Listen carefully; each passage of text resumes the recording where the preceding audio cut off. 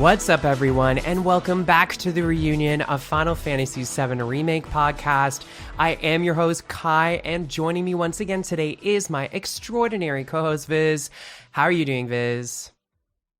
I'm doing fine, besides being a little bit tired, but it should be okay. Just bear with me. How about you? I totally hear you. Yeah, I'm doing okay. I kind of felt a little under the weather. Like this morning, I woke up in the middle of the night and I just had like something going on with my throat. Oh boy. But it seems to have passed. Yeah, so I drank a bunch of water and I slept a little bit more, so I got more rest. But I was doing other things like singing and stuff like that, recording as well, so it could have had something to do with it. And like you said earlier, having the heat on, it makes it really dry in my house. Yeah. It's been so cold outside. It's been like minus 30 degrees Celsius here for like a week. It's so cold, guys. Please, somebody send help, please. Send fire. Right? Yes, exactly.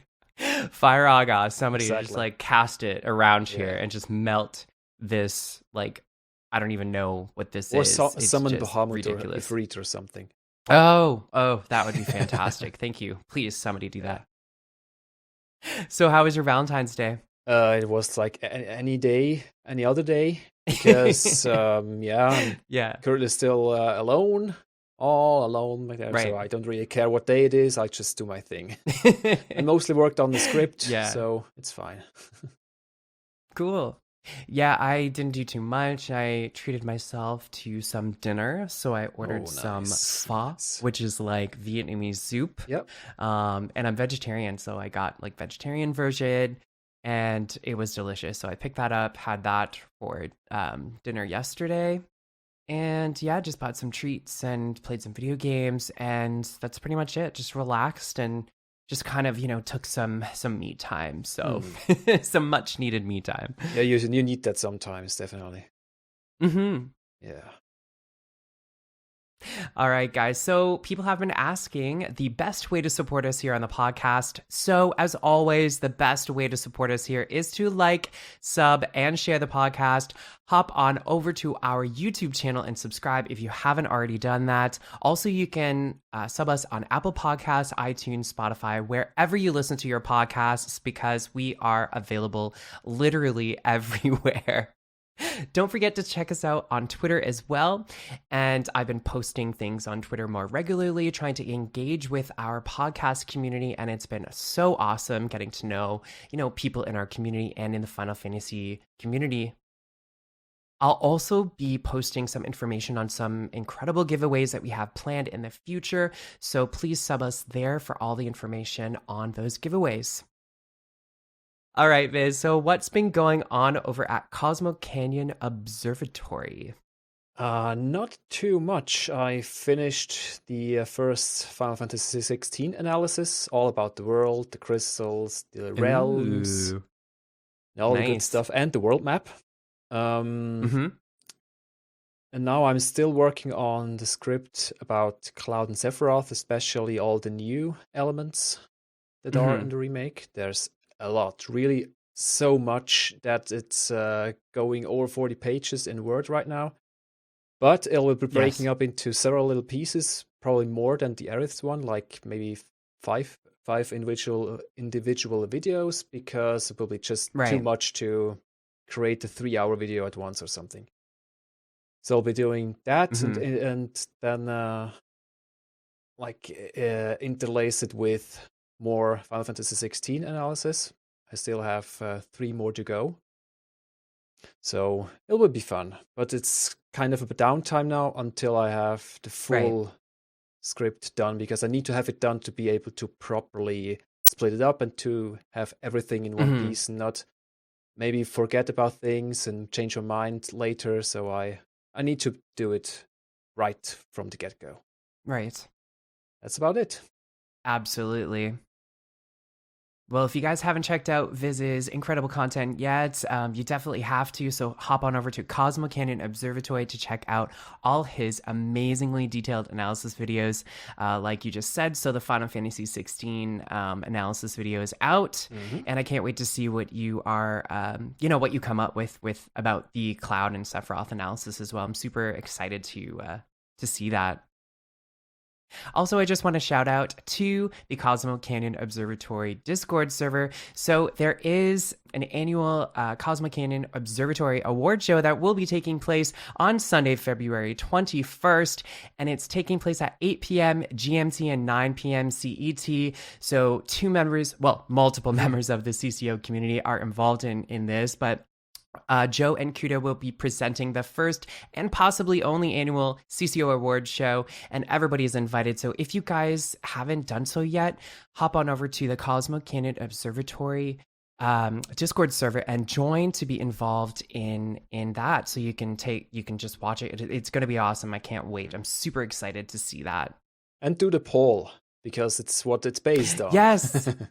Yes, exactly. So voting is open. I think it opened on last Friday, I think. February 12th. Yeah. Friday, February 12th. So there's a bunch of different categories and nominations within each category. All you need to do is vote for who you think should win each category. And it's a Google Doc, so it's shared as well on the Cosmo Canyon Observatory Discord server. You'll be able to find it there.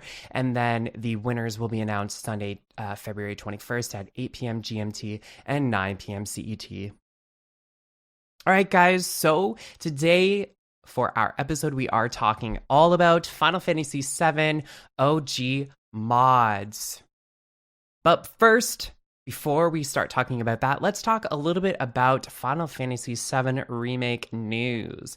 So it looks like the Final Fantasy VII Orchestra World Tour performance has come and gone. It was an incredible performance. I didn't get to watch the whole thing, Vyzz. I don't know if you got to watch it or not, but I did see some snippets of it posted online, which eventually, actually, they were pulled. Like, they were taken down. I think they were probably sent DCMA requests. But it looked super amazing. I'm super jealous of people who actually got to, experience this in person. Shout out to Audrey as well for, she was tweeting actually like the live stream. She was there in person, so she was tweeting it while she was watching it, and it seems like it was incredible. And they were showing like clips of videos, I think, in between, and interviews with the developers, different people from the development team. And at one point there was kind of like this, it was like a newscasting background, like as if it was like a newscast. And it said breaking news for Final Fantasy VII Remake or something. And then people started losing their minds thinking, oh my God, we're getting an announcement, blah, blah, blah. But it was actually just, I think, about a news update about the orchestra or something like that. Some merch, I guess? It was for merch, you said. It's for merch. Okay. I'm not 100% sure, but I think it was some new merch stuff. Yeah. So everybody was like, wow, Square Enix just trolled us so hard. So in actuality, we actually got nothing. We got nothing. We got no announcements. We got nothing at all. And you know what? I'm not surprised. After, like, I was hoping that we would get something, and there were rumors like online that we were probably going to get some kind of an announcement. But we didn't get anything, and that's totally fine. Like, I'm still super excited about, what the potentiality of what we're going to get. Like, if we're getting a definitive edition, a PS5 edition, and a PC version, which I'm sure is coming, it's just, it wasn't announced yet. I can't wait for that. But it was just fun speculation, I just liked talking to you about it and other people online. And I feel like that's totally fine. So I'm not really upset or disappointed, and I'm not surprised because like it was a Japan only performance, and it was locked to like Nico television or TV or something. So it might not have been the best time to announce something. Yeah, probably not. Of that capacity, you know what I mean? Like looking back, I was kind of thinking like, like I probably should have known, like it was an orchestra performance. But yeah, I mean, Final Fantasy VII Remake was number 5, I think, trending in Japan during this time. And it was also super trending as well on Twitter and other social media platforms. because people are talking about this game. And it's great that we're almost a year since launch and people are still talking about it and still are interested in part 2 and finding out any information about this game at all. I think that it's been fantastic just knowing that, there's conversations still happening about this game, and it's basically just a matter of time before we get this PS5 version and an announcement for PC and Xbox Series X and maybe other consoles as well, like the Switch. We don't know, but yeah. Yeah, maybe, and hopefully so, but probably not on April 10th, because otherwise we probably already have a announcement or something, because it's a bit more, less than 2 months off. So we'll see what happens. I'm pretty sure they want to focus all their manpower and resources on part 2, pretty sure. So not quite sure that such a remaster has a high priority, but could be wrong. Maybe they drop something. Oh, it's April 10th. Here's the remaster. Enjoy. I don't know. Like they did with the FF7 original remaster when they... I think it was when the PlayStation Experience trailer dropped. Then they also said, okay, by the way, we have the original remastered, kind of remastered ported on the PS4. Enjoy. Without any other announcement. So this might happen. Who knows? Or within some other event with some other other PlayStation announcements, remasters, what have you. Yes. It was also interesting that apparently, according to Audrey, the people who bought tickets to this concert have received a link to a survey, like how well they thought the concert was and stuff, just like for feedback. Yes.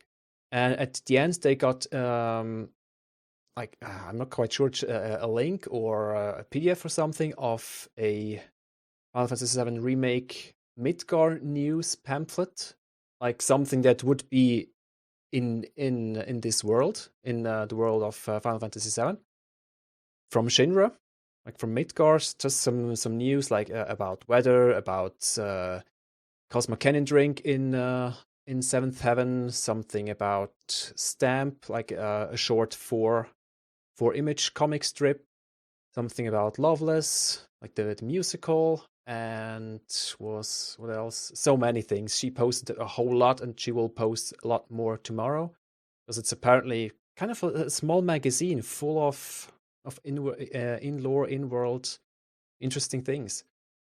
But something that was pretty cool is the Loveless text. It's kind of an ad of sorts, and the way it's written, you can just replace Loveless with Final Fantasy VII Remake, and it would make sense because they talk about the Loveless musical, which is a retelling of the theater play, but it has a different ending. Right. So it's, and also was hard to get tickets, and it was also hard to get tickets for the demo at E3 and at Gamescom and stuff. So it has kind of parallels. It's kind of a nice Easter egg, I must say. And they also posed a question, or a big fan posed a question, which should I watch first, the musical or the play? And people also ask, should I play for the OG first or the remake first? And it's it's pretty funny. And there were some other stuff, also a Final Fantasy VI reference or Easter egg, like the last flight, which got broken dreams, lost wings and broken dreams and stuff, written by something Gabbiani, which is the last name of Setzer Gabbiani from Final Fantasy VI, and he has also lost broken dreams and lost wings. So it's first thought it was something about Zack, because he also wants wings and got wings when he died and what have you. But I think it's just such a reference, because I read through Setzer's Wikipedia entry on the Final Fantasy Wikia, and I didn't find any reference or anything that could be kind of translated into a secret hint for Final Fantasy VII Remake or something. So I guess it's just purely for Easter eggs, cool references, fleshing out the world a little bit with the weather, which was, oh, by the way, I forgot this, the weather they showed for, I think, five locations. It also had like the intensity of Mako or something. Oh, Not quite cool. sure if it's Okay. Mako radiation or just Mako, like how much Mako you could extract from the Earth. It's something. It's pretty cool. Yeah, I think that's super awesome that they were giving out this pamphlet with extra information so you could read up about Shinra and Midgar and just giving more lore, to the world and everything. I thought that was super awesome. And then I started to think that, remember the trademark for the Shinra Electric Power Company logo? Yes. Then I was thinking that maybe they had to file trademark for it because they were printing this pamphlet for the concert. So then, and they are going on tour. Well, it's still scheduled anyway. Like I checked and I'm in Canada, so I'm in Ottawa. So I wanted to go see it in Toronto. And the scheduled dates for Toronto, I think it's October 13th and 14th, 2021. So I'm not sure if, like, I really want to go. If it's safe, then I'm going to try to attempt to go. And I'll be, reporting on that and interviewing people there at the time in October. But after we're done watching it, are we going to get the same thing, but with an English translation? You know what I mean? Hope so. So it does kind of go in line with, like, that where, they are touring these places where the trademarks were approved, I guess, like Canada, US, and Europe. So who knows? Maybe. I started to think, because I'm like, oh, it's actually about Shinra, so they probably had to trademark it because they're sending this out to people. I don't know. Anyways, just an idea that I had. Maybe not. Maybe it's something to do with another game. We don't know. But anyway, I thought that was super awesome. I read the whole thread from Audrey's Twitter. Same. And it seems super interesting. Yeah, especially too about the Loveless musical and the play. It's two different things, and the endings are different. And the stamp shenanigans was super funny as well. Oh, right, I forgot to mention this. Yeah, it's the 4 comic strip. I think it starts out with a photographer who photographs Stamp and compliments him about the smile. But then he said, "Yeah, of course you smile. You're just a decoy." And the real Stamp was sitting behind and munching on the crunchers or the crackers. Chips. Interesting. Not quite. But apparently they're both beagles. Yeah, though. they're both That's beagles. So said. it's probably just for fun. Yeah, like it's not. The other one was a Yorkshire Terrier, I think. Yeah, I think so. Yeah. Like other timeline where, like, anyways. But yeah. Unfortunately, she wasn't able to share the actual comic because it explicitly said, "Do not share." Please, why do you keep gating everything, Square? Seriously. So I really wanted to watch the orchestra performance, and I found out that some people did figure out a way to watch it. I think they made a Nico account with a VPN, and then they bought Nico TV like points or something, like paid. They bought the points. I think it's 5,000 points, and then you would trade the points in to be able to watch it. But they paid with I think like North American version of payment or something, or use PayPal. I'm not sure. Anyway, so some people were able to actually watch the entire thing. So it's really sad that I couldn't watch it. But I feel good because if they're coming, I'm just going to go watch them anyway. For sure. Here in Toronto, if it's safer. So we'll see. But I know it's in October. But anyway, I'm just excited that they're coming and it's still scheduled. And I could potentially just go see it anyway. So for sure. All right, everyone. And now a word from our friends over at First Encounter Podcast. Have you ever thought, boy, I sure do wish I could experience my favorite game again for the first time? Do you clutch a bouquet of flowers to your bosom while thinking fondly back of nostalgic, heady days of gaming gone by? Well, golly gee wizard, do we have the podcast for you. I'm Chris, and Final Fantasy VII is my favorite game of all time. And I'm Hanny, Chris's best friend for over 2 decades, and I've never played Final Fantasy VII in my life. Join Hanny on his first journey through Final Fantasy VII and experience him grow from this... Hey you, what are you looking so down for? Okay, so this is a character. It's Kenseth. This is a character you're gonna have to keep a voice for. Shit, you're gonna hate it. Hold on a second. Oh, I already do. To this. Hey, over here, take it, the keystone. Well done. Oh, you I'm gonna kill you. Hey! Wait a second, I won't run or hide. Yes, I was a I said it was Kate Sith, didn't I say it was Kate Sith? Yeah, and I said it was Tifa.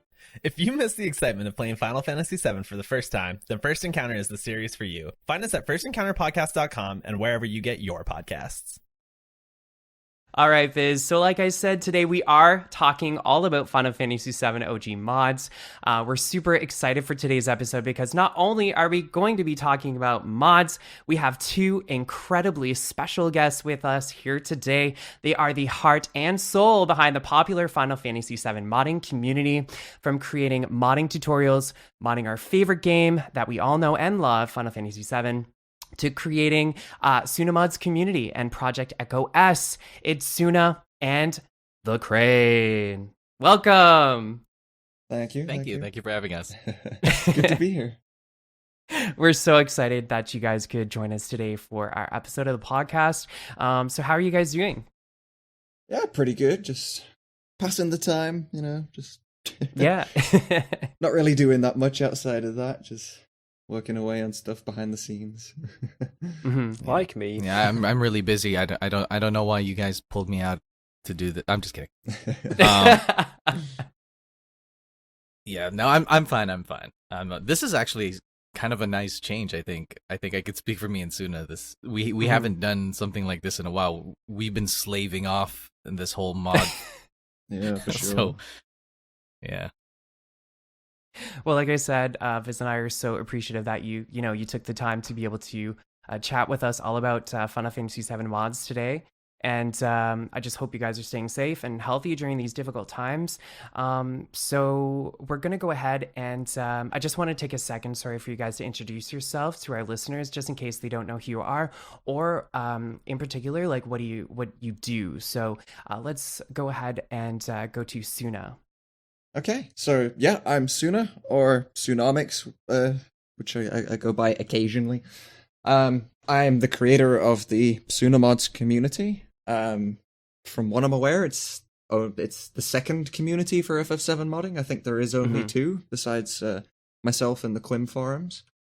Been running it for quite a while now. Started entirely just as a passion project. And my whole story pretty much has been one thing led to another. And here we are. And it's been great, yeah. It's pretty much the basics without me answering any future questions that we're going to talk about. Mm-hmm. All right, and the Crane. Okay, let's see. I am a voice actor, a voiceover artist. I don't know how people like to say it nowadays. I've been doing this for quite a while. I've never really actually thought of going pro. I really do like doing these kinds of projects. This is sort of my work away from work. So so this is pretty much like a passion thing. I love Final Fantasy. Like I have a whole YouTube account that's just for content on Final Fantasy. So I've been doing that for a really long time. And then me and Tsuna sort of came together to make this. Yeah, that's it. That's nice. So I just wanted to take a second to kind of go into, I guess, more in depth about the history about Tsunamods and the community there. So, where did you guys get your start exactly? And I know that you're continuing still today to continue to create Final Fantasy VII mods. So just give us a little bit of a breakdown on, I guess, like how you guys met and what you guys do, but also a history about Tsunamods, the community. Yeah, so me and Crane met originally when, let's say it was maybe a year ago now, would you say? Maybe more? A little more. A little more than a year ago now, yeah. I was on the hunt for a new voice actor for Barrett, because our previous one had to leave the team, unfortunately. Oh, Mick, yeah. And I found that a good way to do that would be to go through either websites like Casting Call Club or YouTube and just search up characters, look up for voiceovers, or whatever I could find based around that character. And I came across an old video that Crane had put up of an FF7 demo reel, where he just did basically every character in the game. Extremely well, may I add. Yeah. So I decided, you know what? I'm gonna email this guy, see if he responds to me. And he did. And he accepted the role as Barrett. And then I was working with him for a while, and then things evolved from there. he ended up then getting Cloud, because we had to replace the Cloud voice actor. And then he got upgraded to being the director as well. Nice. Congratulations. So that's the basic premises of how we met anyway. Yes, no voice actors were harmed in that whole process, by the way. And if they did, that's good. I had nothing to do with it. Just saying. All right, and what about a little bit of history about Tsunamods and the community there? So, it's kind of interesting. I never actually intended Tsunamods to be a community. Tsunamods was originally just what I went by. That was my online alias. But then whenever I started going to, like, different websites, the name was taken in a few different places. So I changed it to Tsunamix. And I sort of felt like at the same time that was more of a person. Like, I don't know, Tsunamods just sounded like a team name, more of a group sort of thing. And then, just eventually, whenever people did start joining me, because I started with the EchoS project, and I didn't think it was right to have a project that involved that many people not have sort of like a team name.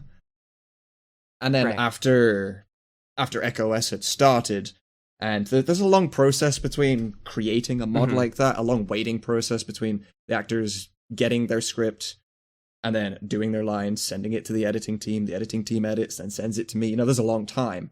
And originally, when I was the director, I don't know, I was very impatient. I didn't enjoy sitting waiting for people to send me their lines, so I just found other things to do. And during that time was when I picked up how to put music in the game, and sound effects, and 3D models, and all the magic, and the battle scenes, and I pretty much just learned everything you can do. And from there, I started, like, all these other different projects that I would do in my spare time when I didn't have lines to put in the game. And it just kind of grew. I don't know, like, I put it up on Nexus, and people were commenting, and I made YouTube, and I started streaming on Twitch, and it just kind of grew from that point, and got a bit out of hand, so I started asking for help. Yeah, that makes total sense, because you're kind of doing all of this on your own, right? Like solo, and then the more it kind of grows, the more you're like, okay, I can't do everything myself, right? You're going to have to recruit more people to help and kind of take on various roles. And I totally understand that background as well. And I just want to take a second now to talk about Project EchoS. So you did mention that. So can you just talk a little bit about that, and I guess tell us what it is, just for our listeners, so just in case they don't already know what that is. Yeah, absolutely. So EchoS is a voiceover project for Final Fantasy VII. It's not a YouTube fan dub series or anything like that. It will be a playable mod that you can download, put in the game, and FF7 will be voice acted. Okay. Simple as that, really. It's got a few extra features inside it as well, which are, you can toggle them on and off if you don't want them, because these days I've learned that everything should be optional, because you can't please everyone, and the best thing you can do outside of pleasing everyone is try to annoy as few people as you can. That's true. So the extra features I've got in there, for example, there's automatic text, so whenever a voice line finishes, it will close the text window itself and move on to the next one, so you don't have to sit there spamming confirm on your controller all day. I have a totally random weather system that I've created, so occasionally it will rain, or you'll have high winds, or it might thunder.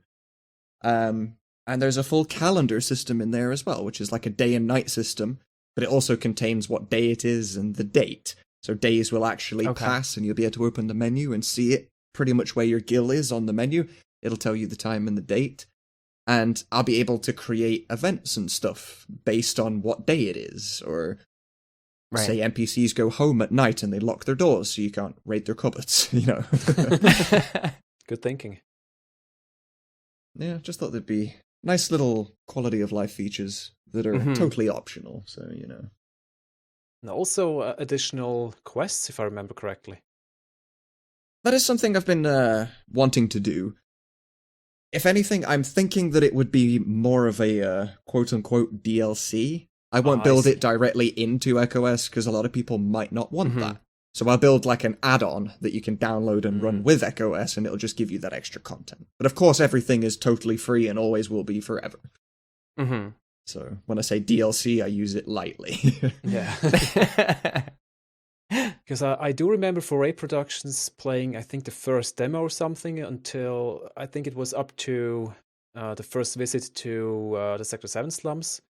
I think there was one additional quest where I had to fight a few baddies in the train graveyard or the upper part there or something. I vaguely remember something like that. The first demo I released, this was a long time ago now. In fact, we had an entirely different cast at that point in time.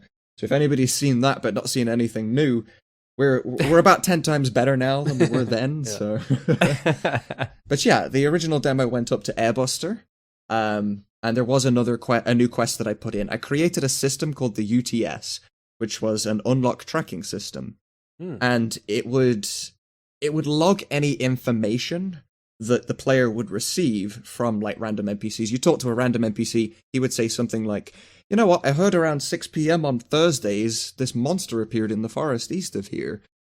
And, it would log that data, but you wouldn't really know. So you'd have to open the UTS. It was kind of like a tablet. You'd turn it on, you'd load it, you'd scan for data. It'd be like, yeah, we picked up this during one of your conversations, and it would give you a quest based on it.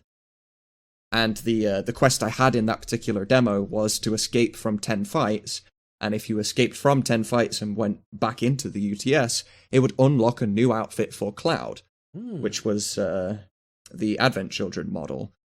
Oh, because at the time, I had 3D models for everything built into EchoS. I was going to make it an all-in-one project.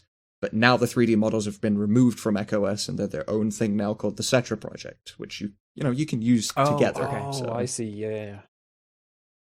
Yeah. And a little bit of trivia. EchoS is named EchoS after the item Echo Screen, specifically because the Echo Screen cures silence. Yep. And so does adding voice acting. Nice. That's so awesome. It's cool. Pretty cool, yeah. I was really proud with coming up with that.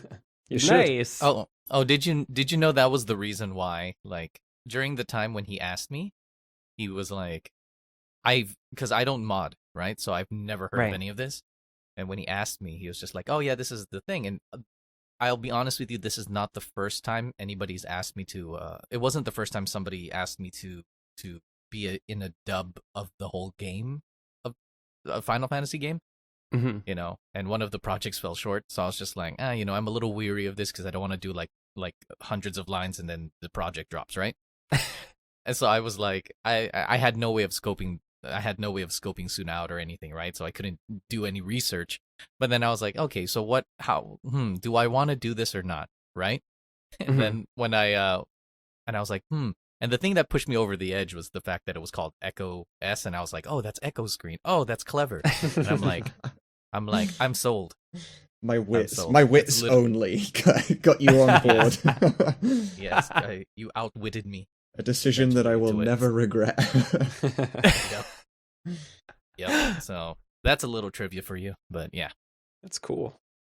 Perfect. That's so awesome. I'm really excited about this project. And so is it available now? Like, can people go to the Tsunamods community or your website and download this and install it right now? Not yet. It could be quite a while before full completion.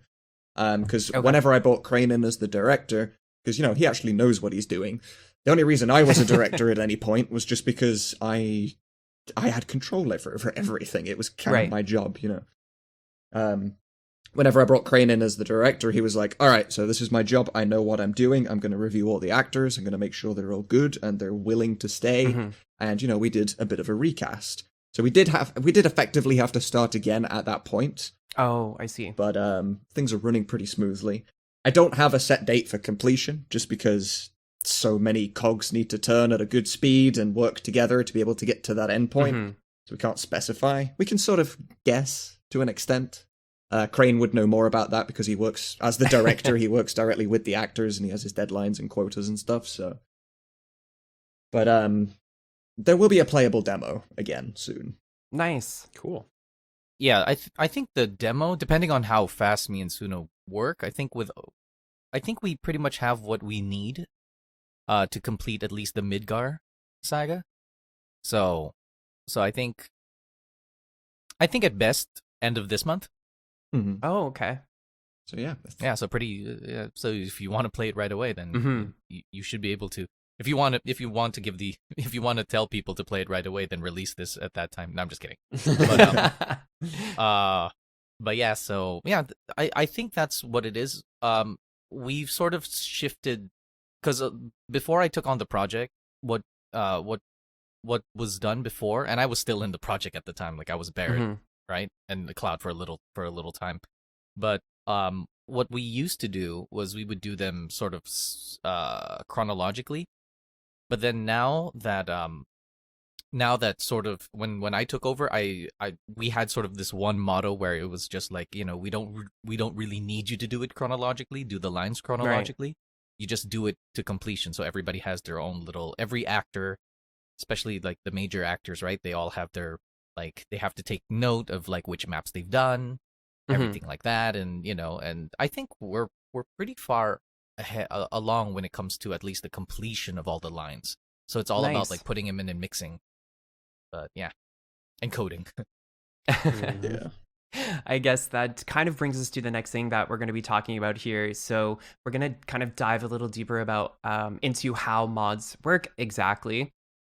So Vyzz, I think you had some questions that you want to ask about how mods work. So yeah, I've been interested in mods for quite some time, but I've never had the actual time to go into it. I've only watched YouTube videos and talked to people and stuff, but the actual sauce, what makes it work, how to mod a game, how to maybe even reverse engineer some stuff, and what needs to be done to mesh everything together, and how you can actually mod the game or change the game or add stuff. Like, can you give us like a brief overview of how it works in a detail? What exactly do you change, like the actual code, the exe file, or does it alter the RAM, or how does it work?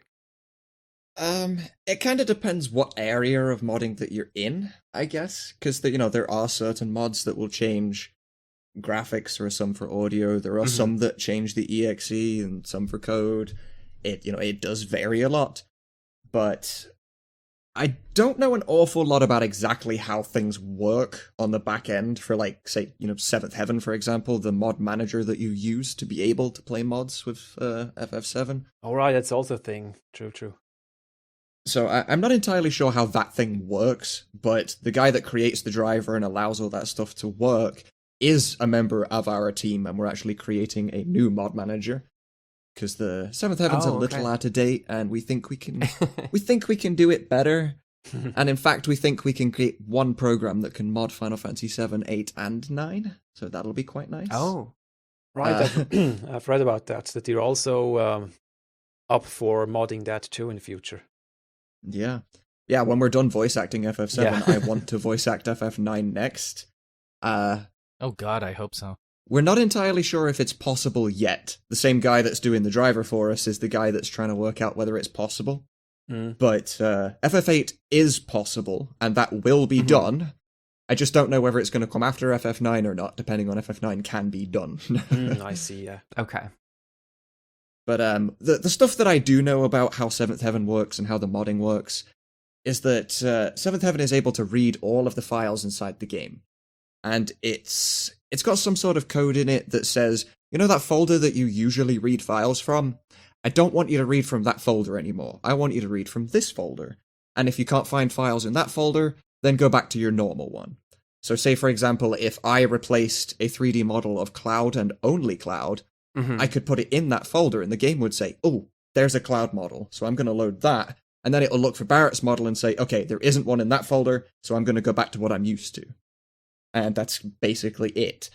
Right. And that actually allows us to hot swap things too. So as I said in the original EchoS demo, you could replace Cloud's outfit with the Advent Children one, which was based on a variable that I could change in the code. Say if you completed quest, turn outfit variable 1 on, and Seventh Heaven would say, oh, okay, so that variable now equals 1. I'm going to put this in that folder that the game tries to look into. Oh, And then it was able to swap, which was really cool. That sounds pretty cool, yeah. Also pretty easy to use, so to speak, yeah. Mm-hmm. Yeah, creating mods is a lot easier than, like, the guys at the back, the ones that create the programs. I don't know what they do. That's magic. They are geniuses.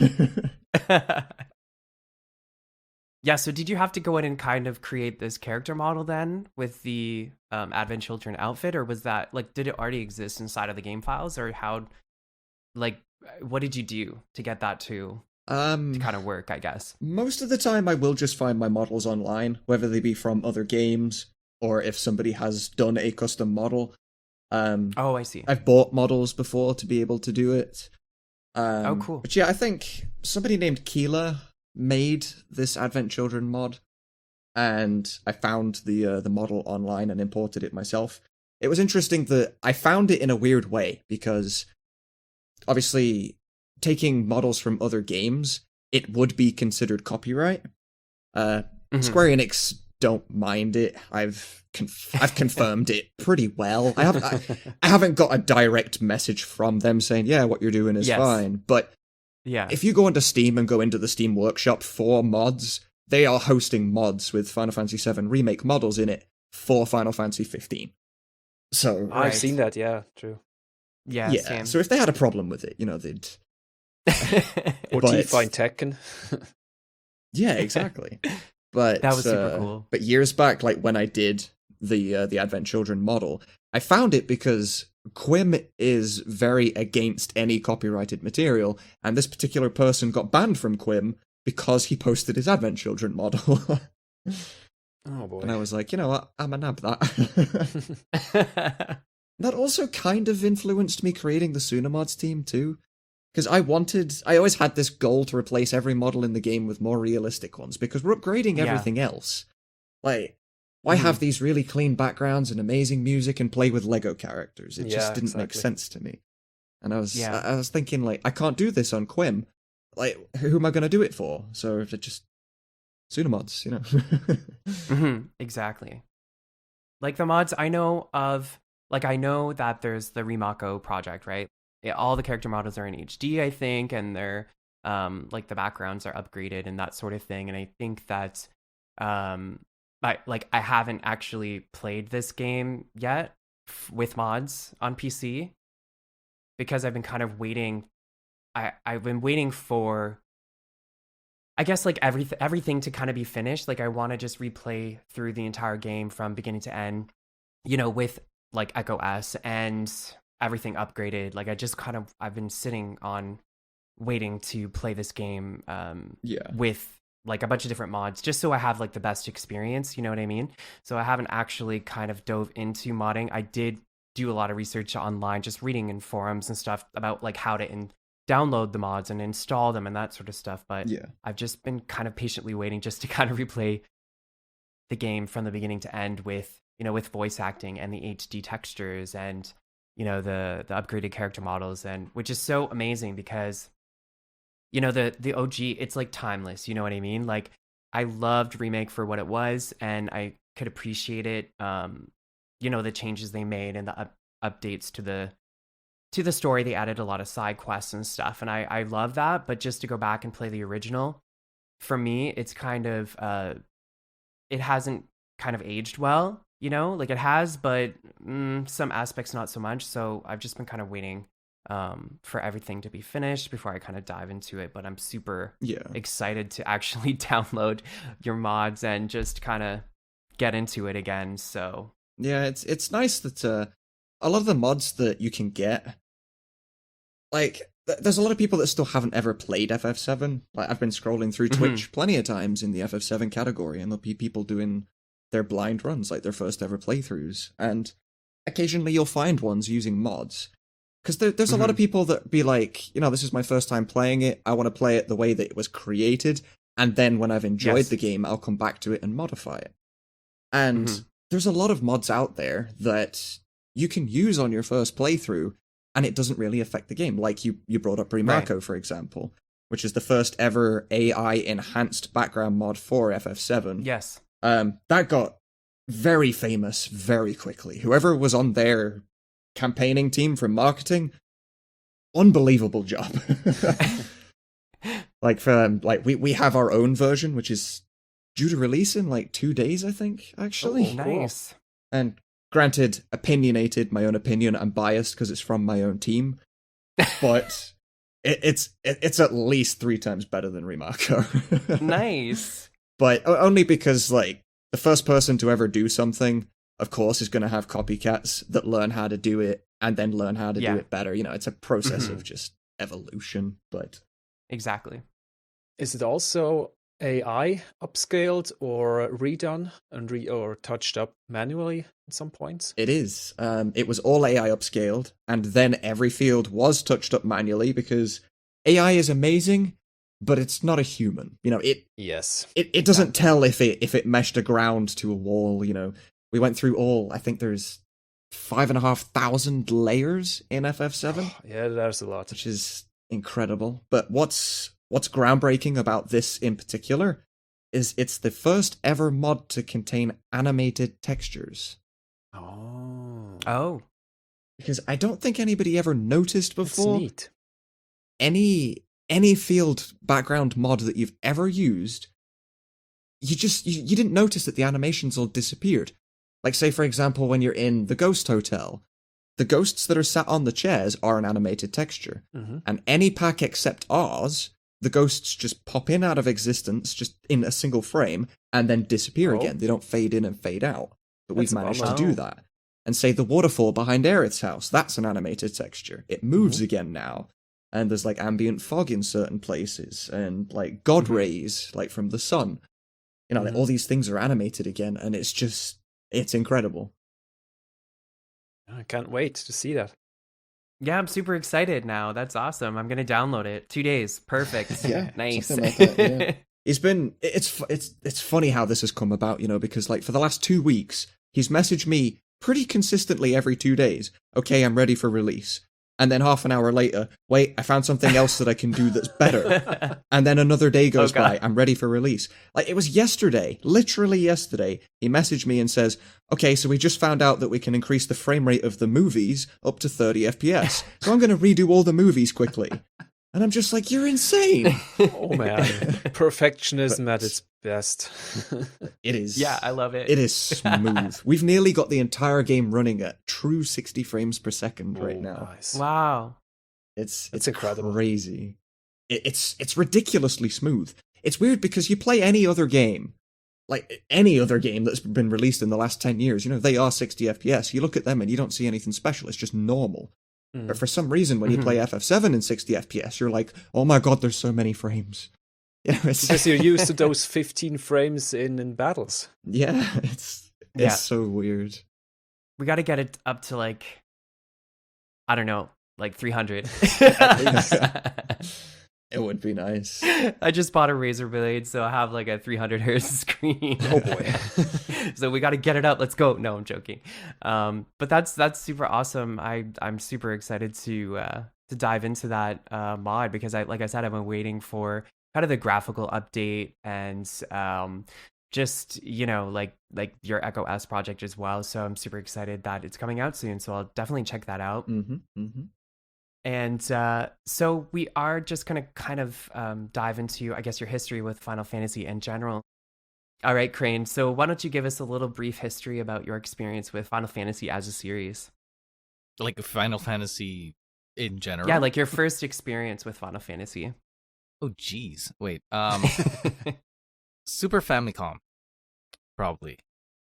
I've played the first game, which you know, it wasn't even called Final Fantasy. Was it called what was it differently called? It was called something else. I swear it was called something else. Anyways, yeah, I did play the first Final Fantasy game. And it was funny too because at the time I was really addicted to because it's Super Famicom. So I was really addicted to like Legend of Zelda, all of that stuff. And Final Fantasy was like like what was it? Like a good alternative to it, or like I guess I can say it's like a better alternative to it, since they had levels and all of that, and the story was a little bit more gripping. But then after that, I had sort of a Final Fantasy silence. Like I didn't play any of it until 6, and I didn't even finish that, and then I played 7.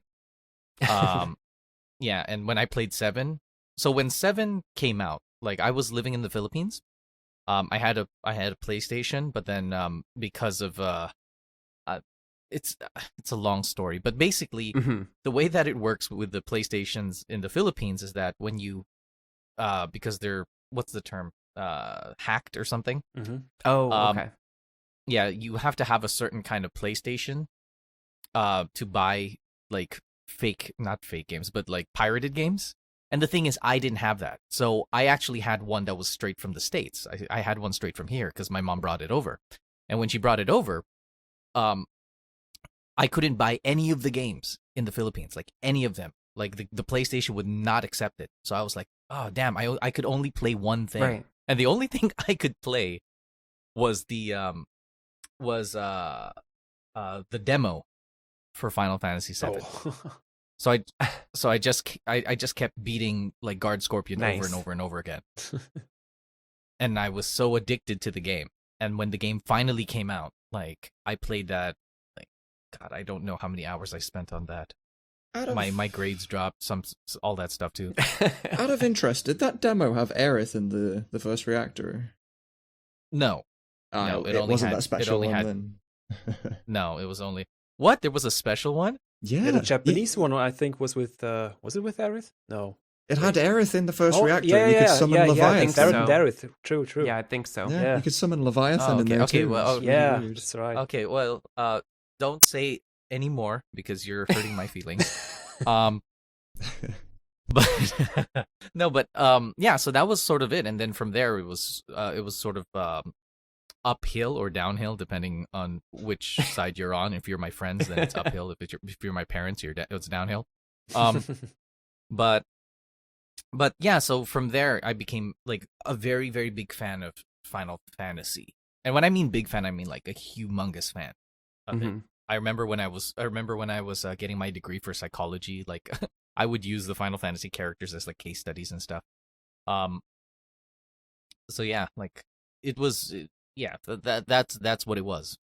That's everything. And then from that point onwards, I went backwards and forwards, and I played literally every Final Fantasy there is, including the mobile games. Oh nice. boy. I did not finish all of them, okay? So just, you know, and I didn't complete all of them. So if you're telling me, did you complete everything in Final Fantasy 13? I'm like, no. Yeah. All the bravest. So no. So yeah, so I'm not that kind of Final Fantasy. Yeah. Yeah. I hear you. I'm kind of the same. Like I've played some of the mobile games, but I haven't played them all. I've played all of the mainline series. I grew up with like Nintendo consoles, so my parents were kind of, they knew that like Nintendo games were child appropriate, so I never had a PlayStation growing up. I only had Nintendo consoles, and I know that there were Final Fantasy on the Nintendo consoles, but I was way too busy playing platformers, you know, so I didn't even understand like what an RPG or JRPG was, or an RPG. Like I had no idea.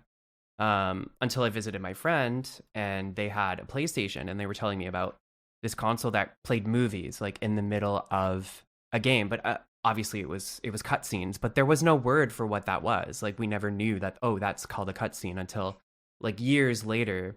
So I was like, what do you mean it plays movies like in the middle of a game? Because like the Mario games and the other platformers for Nintendo like never really did that. So I was really confused, and then they showed me, and what they showed me, it was Final Fantasy VII. And I didn't like, I knew it was Final Fantasy VII at the time, but then I played it, but I never owned a PlayStation, so I never actually ended up finishing the game until later. And I kind of forgot that that's what game it was that I was actually playing like at the time.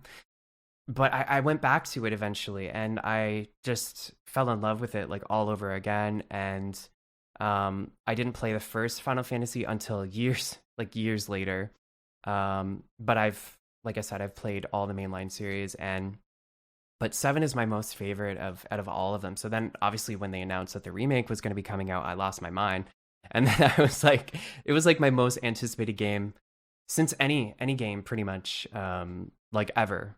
And then I decided, I want to make a podcast about the OG and the remake, and I guess the rest is history. But yeah, so that's a little bit of brief history, I guess, with my experience with Final Fantasy and Final Fantasy VII.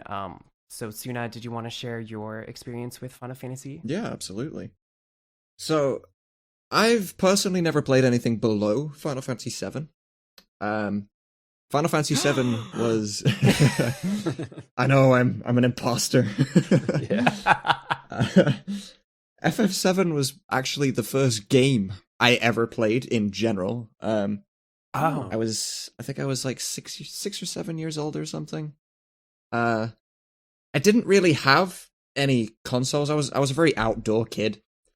And me living in Ireland, my granddad was working in America at the time. And, PlayStations were starting to get quite big there. Whereas I'd never heard of one of these things at that age. And he sent me one over for Christmas. And it came with FF7. So that was my first experience ever with a game console, and FF7 in general. And at that age, I hadn't quite grasped reading yet. So it was a very difficult game for me to play as a kid on my own. And I have very fond memories of sat playing it with my dad, where I would play the game and he would read all the story to me. And then, like, my dad's work hours, like, they all changed, and he couldn't really do it anymore because I think he was working night shifts, so he had to sleep all day. So we couldn't play this game anymore, and it was my favorite thing to do during the day. So my addiction to this game actually forced me to try harder to learn how to read in my spare time, so I could go back and play it without him, which was pretty incredible. Like to think that this game practically taught me how to read. That's so awesome. People tell all the other really people cool. that gaming does make you dumb or something. Yeah, it's quite the opposite, actually.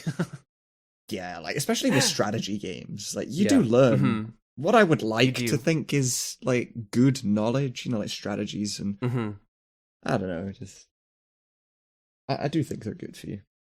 But then I continued my story on with the Final Fantasy franchise, where we went on holiday and we went and visited one of my cousins, and he had Final Fantasy VIII, and I didn't know there was another Final Fantasy. I thought this game was just named Final Fantasy VII. I didn't know it was the 7th one in a series. And my cousin had 8, and I was like, what? There's another one? Like, does it continue from 7? And he was like, there's a 7? That's so awesome. And then you guys learned how to count? Oh, yeah, it taught us how to count. In Roman numerals. But, yeah. So I learned there was an 8, and I kept bugging my dad then. I was like, you gotta get me this other game. And, we couldn't really get video games here in Ireland because they weren't that big. So my dad actually stole it from my cousin. But he only stole disc 1. Oh, God. Which I didn't learn for, like, years after, and then I felt bad about, but, I didn't do it, so whatever. Yeah. But, funnily enough, Final Fantasy IX is actually my favorite Final Fantasy, despite everything that I do for 7. I have undying love for FF9. Nice. It's a really good choice, definitely. Yeah, I like the aesthetics of it, the time period, and the fact that not just everybody is human, and just. Wait, can I add something, Tsuna? It's weird how much you like 9 when you haven't played anything below 7, because I feel like FF9 is sort of like a love letter. Yeah. To me, to all the older Final Fantasies. That's how it felt like it to is, me. Because so the time that you entered Final Fantasy was sort of like the Nomura era, right? Like that's the era of Nomura. Yes. Yeah. And FF9 was supposed to be like it's supposed to be like a love letter to like Sakaguchi or something. So like that's I think it's so ironic So maybe you should pick up some of those old ones. Yeah, that would be awesome. I really see should. What's up, you know? I've been Yes, I've been saying yes. it for years. Just never get around to doing it. A lot of FF9 music, a lot of it, especially like even the battle song, like the way it starts, it's inspired off of 4. Like they do a lot of these things where they really like give so many allusions to everything below 7. So Yeah, I've been through and actually read like everything a below huge 6. list of all the references from prior games. It's crazy how many there are. It's really cool. There's even a Buster Sword. Oh yeah, there is. Oh, and you know it's not a Nomura thing because the main character's name is Zidane.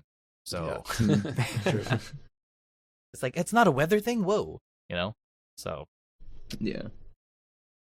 So yeah, then I guess I'll talk about my experience to top it off. Listeners of this podcast probably already know my story, so I'll try to keep it short. My first Final Fantasy was also number 7. Like for most people in Europe, because we never had any of the prior games in Europe before 7. So this was kind of I had no other choice, so to speak. But like Kai, I was also very much into platformers mostly. And then I got PlayStation and played some other stuff, and then I went to a store once with a friend to buy games, and then I found Tomb Raider 2 and Final Fantasy 7. Those two were the best ones I could find. Those which appealed the most to me. And then I sat there for like 40 minutes. Which one should I get? I read the back of them many times, looked at the pictures, and should I ask my friend? Just said, come on, decide already. And then I don't know. But in the end, I went for Final Fantasy VII and never regretted it. I loved it from this time on, and then this was my transition from platformers into RPGs. It was pretty nice, and then I waited for 8, consumed any news I could get, and bought every magazine which had screenshots and stuff from 8 in it. Then came 9. I think it was the last one I bought before I downloaded the music, so I had I could experience the music for the first time in game, and after that I was just too eager to download the music before the game even came out. Like it was, I think it was the WinMX era that time. Mm-hmm. And yeah, went from there. Then 10, 11, or not 11. I'm not the online guy, so I skipped 11, Right. 12 and stuff. And in the meantime, I don't remember when exactly, but I think the Anthology came out and the Origins collections for 1 and 2. Anthology was, I think, 4 and 5, and 6 was separate and had a demo of something else. I think 10, if I remember correctly. Something like that. And that's when I came in touch with the earlier ones, but I never finished any of those for some reason. I only finished one, the PSP version, I think around 2 years ago or something. And started 2 then, but it's not really my thing. The leveling system feels kind of odd. But yeah, I really need to go back to 4, 5, and 6 at some point to finish those, or start again, I don't know. But yeah, that's about it. I don't think I could say any more. It's also my favorite franchise, besides Breath of Fire. And yeah. It's Final Fantasy VII and then Breath of Fire 3 were my favorites back then. Oh yeah, Breath of Fire 3 is like the Final Fantasy 7. Yeah, it is. Breath of Yeah, Fire. Definitely. No, I loved it so much. I really loved it. And that's about it. All right, guys. So we've talked a lot about our history about Final Fantasy and our experience with the franchise. Now, I just want to kind of move on to Final Fantasy VII Remake and just kind of get your thoughts about the remake, and I guess any ideas for mods for the remake, like anything that you have planned potentially in the future. So let's go to Tsuna. So what are your thoughts about Final Fantasy VII Remake? So I really enjoyed the remake. I know there's a couple of different types of people when it came to how they viewed the remake. I remember, like, initially with me starting modding the original, it sort of kind of ish stemmed from the remake being announced, because I was very concerned about it when it was first announced, being like, are they going to ruin this remake? I didn't have that much faith in it. So I was like, you know what, I'll make the remake, and then they can just do whatever they want. Fair enough. But I did really enjoy the remake, because I went into it knowing that I could make the original what I perceived to be better, at least. And for me, I didn't mind if they changed the story. I didn't mind what they did to the game, as long as it felt sort of like home, it felt like the same game. And at the same time, I kind of wanted them to change it, because the particular line that I tell everybody is that when the remake came out, I got to play Final Fantasy VII for the first time, a second time. And that's something that will never, ever happen again with, like, any other aspect of my life. I can't ever put on socks for the first time again. It's that logic just doesn't apply to literally anything else. It's quite special when I think about it that way, like being able to play that game for the first time again. It's incredible. I really enjoyed it. I thought the battle system was really good. The storytelling was really good. I have 100 different theories on what's going on. I could talk for hours about those. Yeah, then you'll be looking forward to my current analysis in process about Cloud and Sephiroth. There's so much in there. Oh, absolutely. Also, the Aerith analysis, which is already out, might also interest you, especially the last part. Yeah, I'll have to look that up and see what you've come up with. Because there's one or two YouTubers that I follow that do theory videos every now and then, and I don't know if I'm just the sort of person that hears something and I'm like, oh, that has to be right. It's on the internet. Right? But I don't know, they're just so solid theories with very good backed up evidence. And I'm like, oh, these sound incredible. I want them to be that way. Kind of hope that Square also watches their videos and be like, you know what? Right? That's a good idea. We're going to steal that. They do that, by the way. This happened to me with Final Fantasy 15 and Final Fantasy Peasant. He had so many cool ideas before release. That's the one. That's the guy I watch. Yes. But I refrained from watching the latest 2 or 3 because I didn't want to taint my own analysis. So I'll hold off on those until I put mine out. Yeah, that's fair. I think he has like 7 different theories going on, and I don't think all 7 of them can be true at the same time because they sort of contradict a little bit. But like all of them, you don't know Nomura, bro. You don't know Nomura. All theories can be true at the same time. I guess it's multiverse, multiple timelines. Anyone can be true anywhere. But as you were saying there, Crane, like that is something that they do, and like keeping an eye on the community and maybe taking ideas here and there, and maybe not like story-wise using it for new games and whatnot, but I have seen it happen a little bit because another person that's in our Tsunamods community, his name is Macindus. He's an FF8 modder. He's like the me of FF8, basically.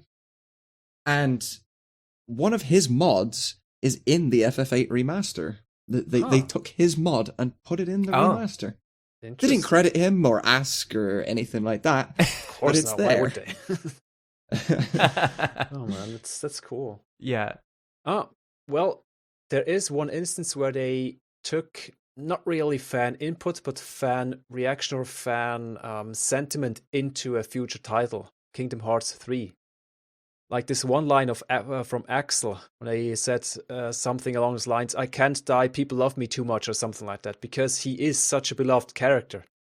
They directly referenced his popularity in the community. Okay. That's pretty cool. I think as well with the remake, I'm not sure if influence would be the right word, but something happened with, do you know of Maximilian, dude? Yes. I'm pretty sure he said or did something, and the remake took a little bit of inspiration or influence from it. Oh. I don't remember which detail it was exactly, but I remember him talking about it, yeah. Yeah. I'm not sure which was it. I don't know. What a cool position to be in. Yeah, definitely. And also the tale of his where they told him that how they like regained motivation with his videos, his reaction video of the real trailer. It was so nice. That's incredible. It is. I think he was one of like basically nobody outside of the team making the game that got to play like the entirety of chapter 1, 2, and 3, I think it was. Like everybody went to that. So yeah. Yeah, like it was at E3, I think it was. Like everybody went to E3 and played the demo, and then they took him in another room and was like, here's a special demo just for you. Yeah, just for a certain, I think, journalists, some higher ups, so to speak, some higher journalists. I think so. But he kind of squiggled his way into there. He got someone to get him in there. He told the tale, but I don't remember the specifics. It was pretty cool. Like how, like the audacity you have to have. But hey, it worked. Yeah. I mean, it helps when you have like 12,000 people watching you stream every single night. That's true. That's true. And the creators watching your reaction over and over again to motivate themselves. So it's yeah, it's pretty good advertising for them. Yes, too. For sure. Oh, I'm not sure if it was exactly that, but I remember him talking about telling them after the demo to please fix like the colors or the something about the colors and the contrast, because it was turned up to 11 or something on the TVs. There was just not good anymore. The lighting effects didn't really. They popped too much or something like that. Right. Maybe it was. I don't think it was that, but it's probably something they took to heart and maybe fixed for the next convention or something. Yeah. It does provide valuable feedback for sure. Oh, absolutely. Well, it sort of follows like a pyramid model, right? So I think the way that they kind of view it, even for like podcasters like you guys and everything, is that they know that you have a big influence on the people who are playing, right? And a lot of the times, people they base their game decisions. So remember how Vyzz, you were talking earlier about like, I had to ask my friends, I had to read the back cover. All of those things are sort of like factors that persuade you or dissuade you from getting a certain game over another, right? Where to put your money. And what it used to be before was, they had to go with things like, physical copies, all of those things, right? But that sort of reached like its limit, and it doesn't affect the games all that much. It doesn't affect like sort of player influence, right? But what does affect player influence nowadays are people like, let's say, the Maximilian dudes and all of that, because they're the ones who are the people who are persuading other people to buy the games, right? Even post hoc, right? Like, so some people, they, even though the release is already over, like people will watch one of his videos and go, oh, you know what? Maybe I should pick up that game that's like 2 years old. For sure. So I think it's a combination of things like they want first of all, I'm pretty sure that the production team thinks that if they can make Maximilian dude happy, that they can make a lot of people happy. And at the same time, I genuinely believe that they want to make Maximilian dude happy. Like so I think there's something to it, yeah. Yeah. I mean, it's just free marketing on their end for that. Yeah. Like, impress this one dude who has a massive following, and you've impressed a couple of thousand people. It's just it's easy then. It's like proxy marketing through him, because he also does marketing with his enthusiasm and selling the game to others, so to speak. Just because he likes it, he has a way with people how to persuade them and telling them what he thinks, what he likes, doesn't like. Yeah, it's powerful. And he has a market. He has a market outside. I think one of the reasons why they went up to him and they didn't go up to somebody like, I don't know, name some other person who's like into Final Fantasy, right? Nice Guy Prince, for example. I think that's a good example, but like I think one good reason, if I was on Square's side, is I'm looking at this, and the thing is, Maximilian dude has sort of like a Venn diagram of sort of the viewers that do watch him. Majority of his viewers are people who play things like fighting games and other types of games like that. So it would like getting him, because it's like if you get if you get like what is it peasants viewers, those people are practically going to buy the game even if they hated it. True. You know. But then if Maximilian dude can like wants to buy the game, wants to play the game, and most of the things he talks about are all fighting games. True. Then you're pulling people from another market to buy your product. So I think so I think it's a smart move on their part. Yeah, I never thought of it that way. Pulling in a brand new audience instead of just reinvesting in a guaranteed one. It's a good point. Mm-hmm. Yeah, it's like preaching to a choir. I think they did manage to do that in the way they created the battle system, because the battle system does have a little bit of a fighting style in there. Not with combos and stuff, but it's action. You can play it as an action game with the shortcuts, and you have to be quick and quick on your feet. And I think this also appeals to people who usually don't play role-playing games, but also like action, like fighting games and stuff. Like, there is some overlap there, I think. Mm-hmm. I think what they're trying to do now is they're moving further and further away from that. I think it's also because of the platform. I think the medium is going more and more cinematic, and the more cinematic you go, it's there's this concept in film called beats, right? Mm-hmm. It's like the beats of the film. It's like how fast the montage is going. This is especially for music videos, right? It gives the audience like a sense of excitement, right? Now, if the battle system is the same way it was like in the original Final Fantasy VII, then all of a sudden you will find people sort of losing those beats, right? And all of a sudden it's gonna slow down their experience. And I think that Final Fantasy VII, one of the biggest with the remake especially, I think one of the things that they were trying to fix with that is that they were trying to have like an uptime on those beats, right? They wanted people to, like, if the fights were exciting, they really wanted it to sort of feel exciting. And I think that Final Fantasy in general is trying their best to go that direction, and I think they're putting all of their strategy role-playing slower games into mobile. That seems to be the direction they're going. So looks that way, definitely. Yeah, for me, I loved the remake.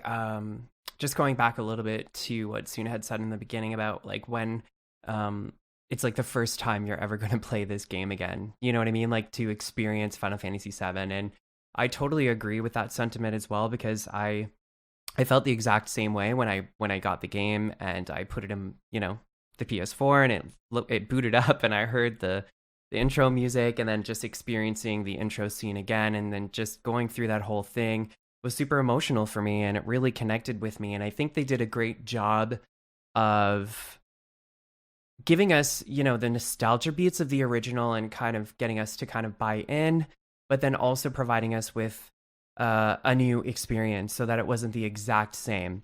And some people didn't want that. Some people wanted a one-to-one remake of the original. We've talked about this a lot, Vyzz, on the podcast. And for me, I was open to receiving it for what it was. I knew that it wasn't going to be exactly a one-to-one remake because they came out, they told us that, right? And I was totally fine with that. I loved it for what it was because I was open to receiving it for what it was. Like, I wasn't spending my entire time playing this game longing for just an HD upgrade of the original, because if I knew there were mods out there, so if I wanted to experience that, I would go to Tsunamods and download your mods and experience the game again, the OG with your mods, because that's what I wanted. So yeah, exactly. But that's not what this is, right? And but any excuse to go back to this world and live again in this environment with these incredible characters and this story was, to me, it was like the biggest selling point, because 7 is my favorite out of all of them. I love the characters. I love the story. The characters are flawed. They all come from varied backgrounds, right? And there's something there for everybody. And I just absolutely loved playing this game. And I'm excited to see where they go with the future installments. Obviously, we don't exactly know what is going to happen in the future. And I think at the end, spoilers, I guess I'm not really going to go into spoilers, but just they kind of left it open, right? So we don't exactly know where they're going to take it. We don't know what's going to happen. And I like that about this game. And then I kind of stopped and went online and looked, like I researched to find out, like, okay, so what is the meaning of the ending? Like, what are people saying about it? What are other people thinking about it? And then obviously, like you had said, you mentioned Max Dude. So I watched the Easy Allies. It's like a 4-hour long video with Max Dude and Easy Allies. And they were theorizing about a lot of, where the story could go, what's happening at the ending, and it just kind of blew my mind. And then I felt like I was a kid again because, like, obviously there was no internet. I mean, it was like the dawn of the internet, right? Like in the 90s and everything when I was younger. But these conversations were had in my living room with my friend because we would play the game together and then discuss it together. So that element's kind of gone. So where am I going to go? I'm going to go to the internet. I'm going to research to find what people are saying and learn about all of these theories. And yeah, and that's what I love. I felt like it wasn't for everybody, and that's totally fine. But like Crane had said, something interesting was you said that they were hoping to attract, I think, a new audience. Right. And I think so, too. And they tried to update it to cater to not only just people who are used to the series and people who grew up with the games, people who haven't ever played a Final Fantasy before. Like, how do they get those like new customers, right? Like new players. And I think they did a great job of doing that by, with the upgraded visuals and kind of, like you said, adding the beats to the battles, right? You can tell when the beats are added, especially closer to the end with the a lot of the boss battles as well. You can tell, right? There's different beats that they're putting in there. And I remember that Nomura had said actually that he wasn't ready to make the remake unless it could be made with like Advent Children graphics. I think that, do you remember him saying that? I think that he said that. And you can tell that, and especially like in those battles, because it's very stylized, battling. And we do have like the what is it called again, Vyzz? I forget. Anyway, it's not like the original battle system. It's like the time, whatever they are, ATB. when you have to like press active time battle. when you have to press the button that comes up on the screen. Oh, the tactical mode.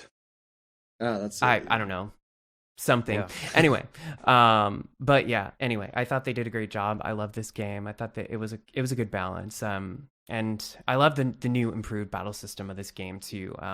Obviously, like the original battle system of the original game is really good. It's really good. But they took that and they updated it, right? They made it into something that I think was more accessible and also satisfied a lot of different play styles. So you could play it like be more active or a little bit more passive and decide like what you want to do with your items or your spells, as opposed to, playing it kind of like hack and slash. Which it isn't, by the way. Like people, you can't play this game like hack and slash. You'll just die. It's too hard. You can't do it. You just can't.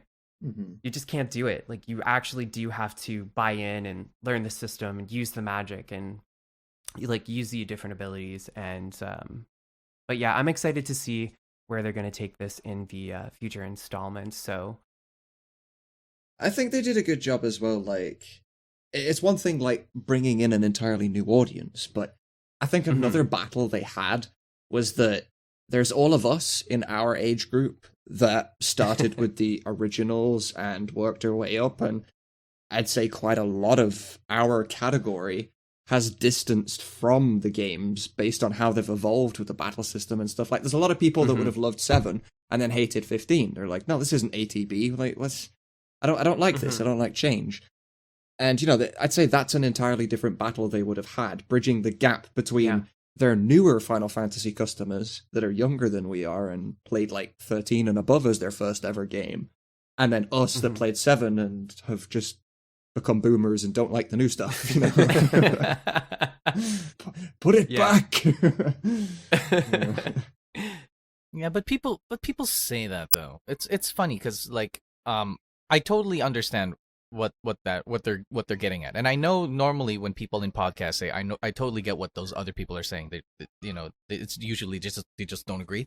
But then I really do understand what their concern is. But at the same time, like these people who are saying, or those of you who are listening, right, who are saying things like, oh, I wanted it to be like the original game.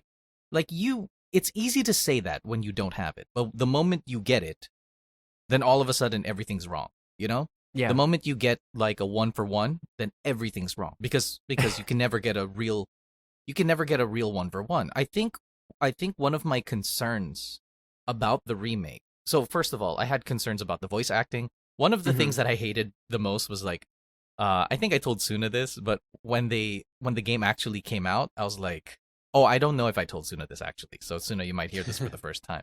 But I was just like, oh, damn it, like, oh, they released it before we did. Before we did Echo West. And one reason that was like such a big concern to me was like, well, people are going to hear these new voices and how that's voiced, and then everyone's going to expect that from us now, you know, and that's difficult, right? And when we first took on the project, it's like, you can't, the audience, they don't know better. So, for example, for the most part, this is not me denigrating audiences, but right, or anything like that. But this is also sort of the name of the game, right? When you get the game, right? Everyone feels like an expert on it because you're playing, right? But when you're producing it, like, it's really, really difficult, right? You have, and there's so many different factors that are pulling at you, and I'm pretty sure like when they have their little board meetings, even before making the games, or when they're deciding on which kind of fighting style to go for or battle system, like all of it is crazy, especially with a game like Final Fantasy VII, right? Like especially with that, right? Like Nomura has been struggling with this actually. So Square Enix, I think it was Business Division 1, which is I think Nomura's department. They've been struggling with making new games, right? Because all they can do is sort of leech off of old ones. And I don't mean this disrespectfully, right? Because they've seen it's so hard when things work to create something new, but when things work tremendously, it's much harder to create something new. It's because people right? like because familiarity. And not just that, there's something about that works. But the thing is, because you know when you're creating something new, you're just shooting at the dark, right? Like you don't even trying to look back and realize what was working, like what actually did work. People get that wrong all the time. Like I've worked a lot in Hollywood because I'm a dance choreographer, and those people, the same people who make like these amazing movies, when they make a new movie, they'll completely forsake all the good things they did because they can't identify it. It's actually difficult for fans. When we're watching, it's actually easy, right? Because all we know is that. But if you're on the producing side, all of a sudden you're blind, right? You don't know what works and you don't know what's good. Like you don't know. And then sometimes you're going to go with this idea that, oh, maybe this worked, but then actually it didn't, right? So Nomura has been having like a horrible, horrible time with it. So I'm kind of glad that they're doing the remake now. But one of the issues that I did have with the remake, though, is that it's and I think I can try my best to sort of represent maybe how everybody feels about this. I'm going to try to reconcile how everybody feels. The way that the way that I feel everybody's looking at this is that they're being pulled on many different sides. It's like, did they do good with the nostalgia? Yes. Did they do enough with the nostalgia? No. You know what I mean? Because it's not a 1-for-1, right? The perfect nostalgia is literally the same thing. So they didn't do perfect on that, and some people wanted perfect on that. But at the same time, like, was the game good enough for Final Fantasy fans? It's like, yes. Did it bring all the Final Fantasy fans back? No.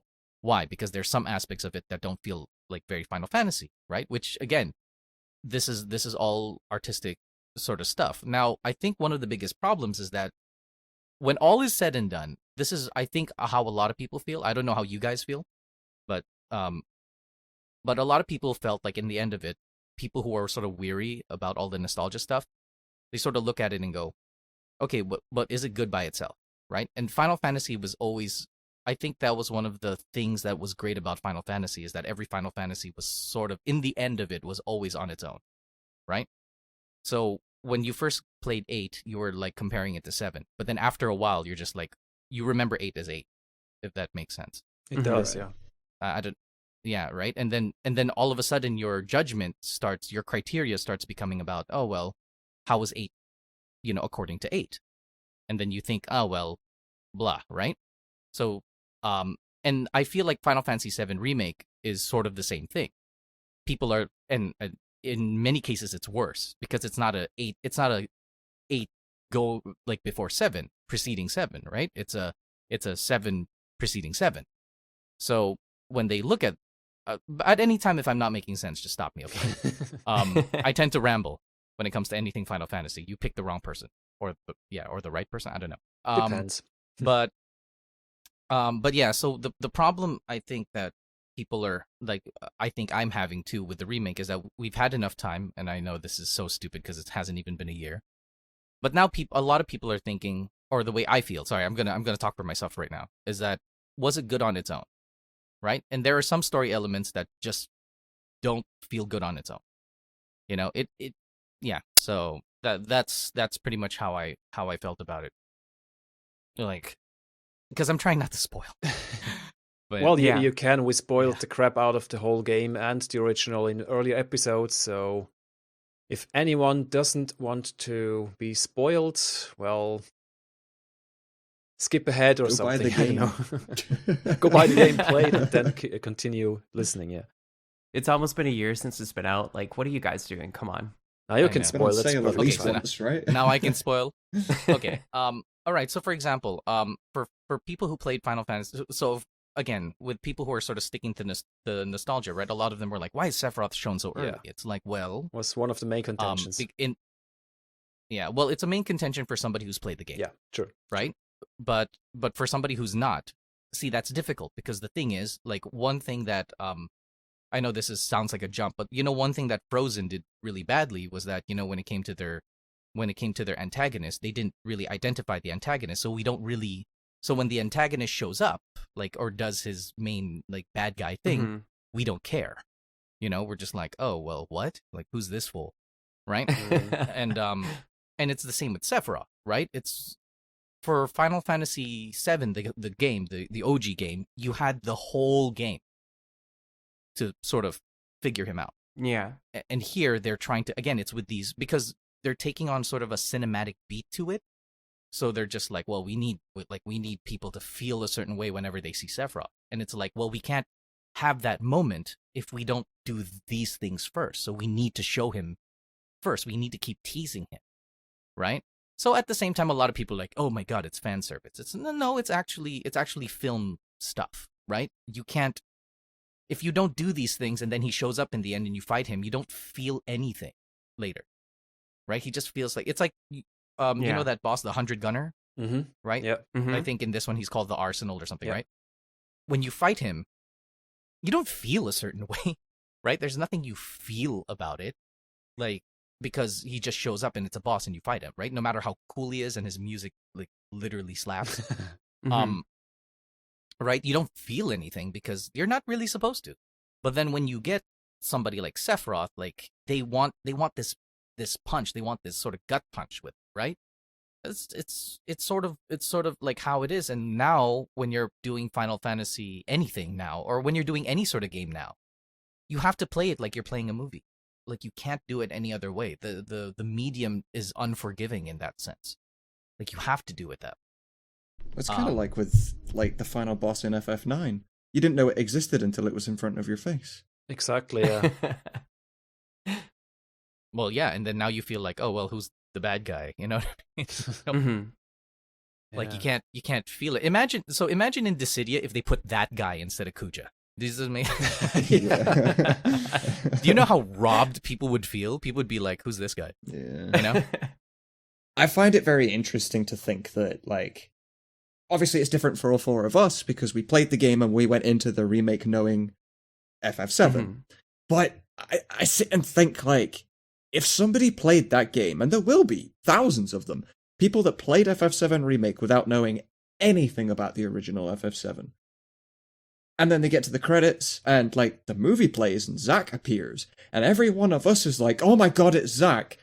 And all of them are sat there and just like, okay, and what? Like, I don't know who that is. I don't know why he's important. He's just an NPC to me.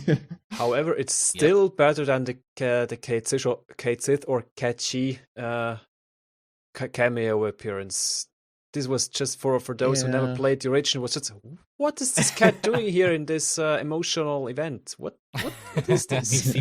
he seems so out of place too. Just the character design. Yeah, and that's everything. too.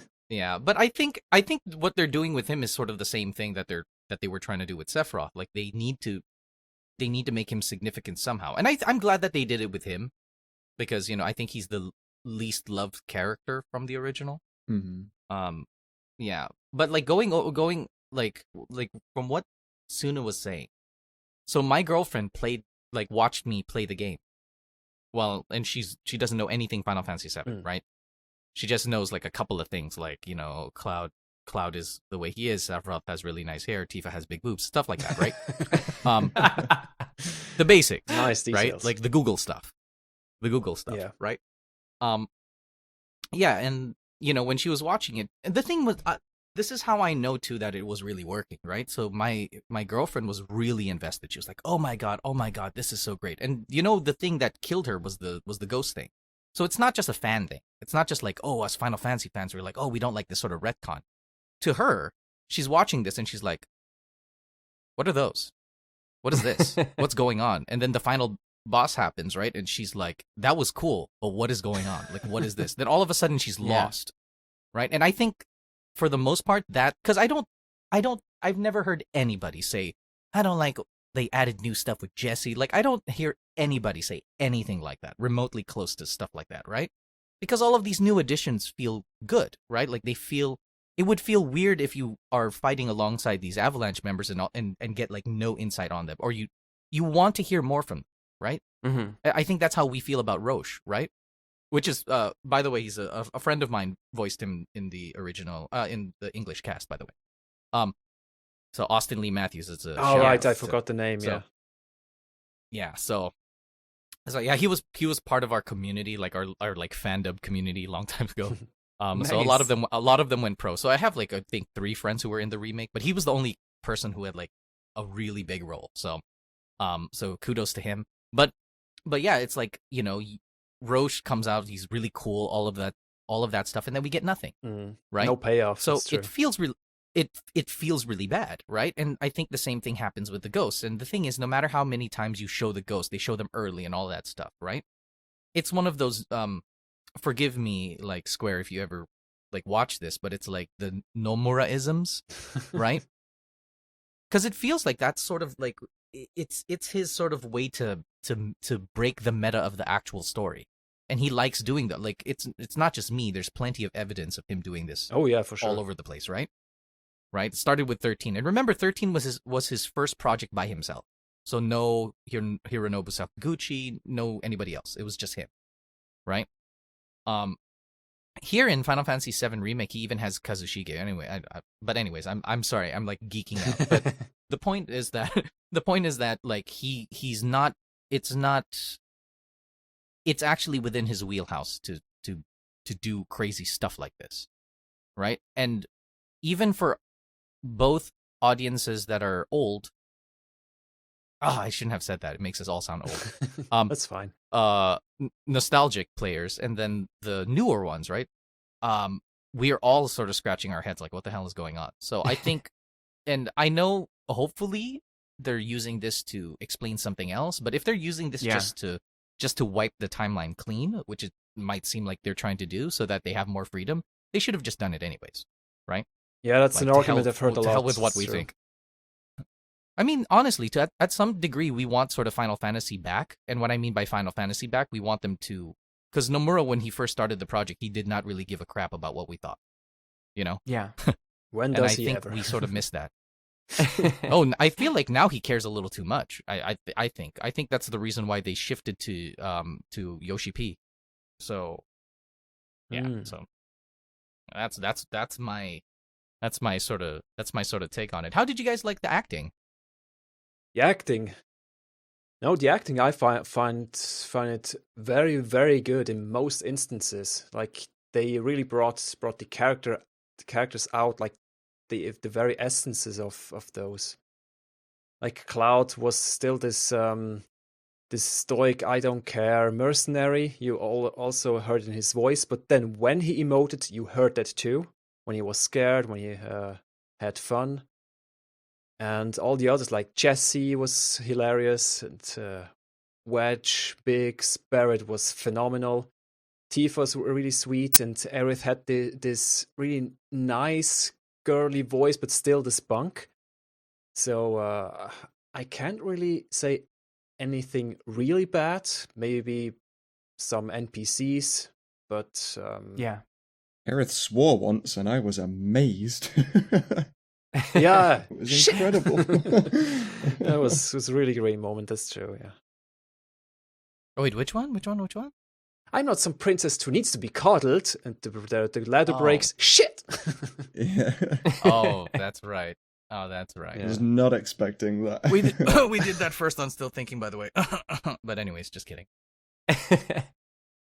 Yeah, I don't know how you guys feel, but I felt really, really almost overwhelmed by this, by the sheer, how do you say this, the fantastic job most of them did. It's really good.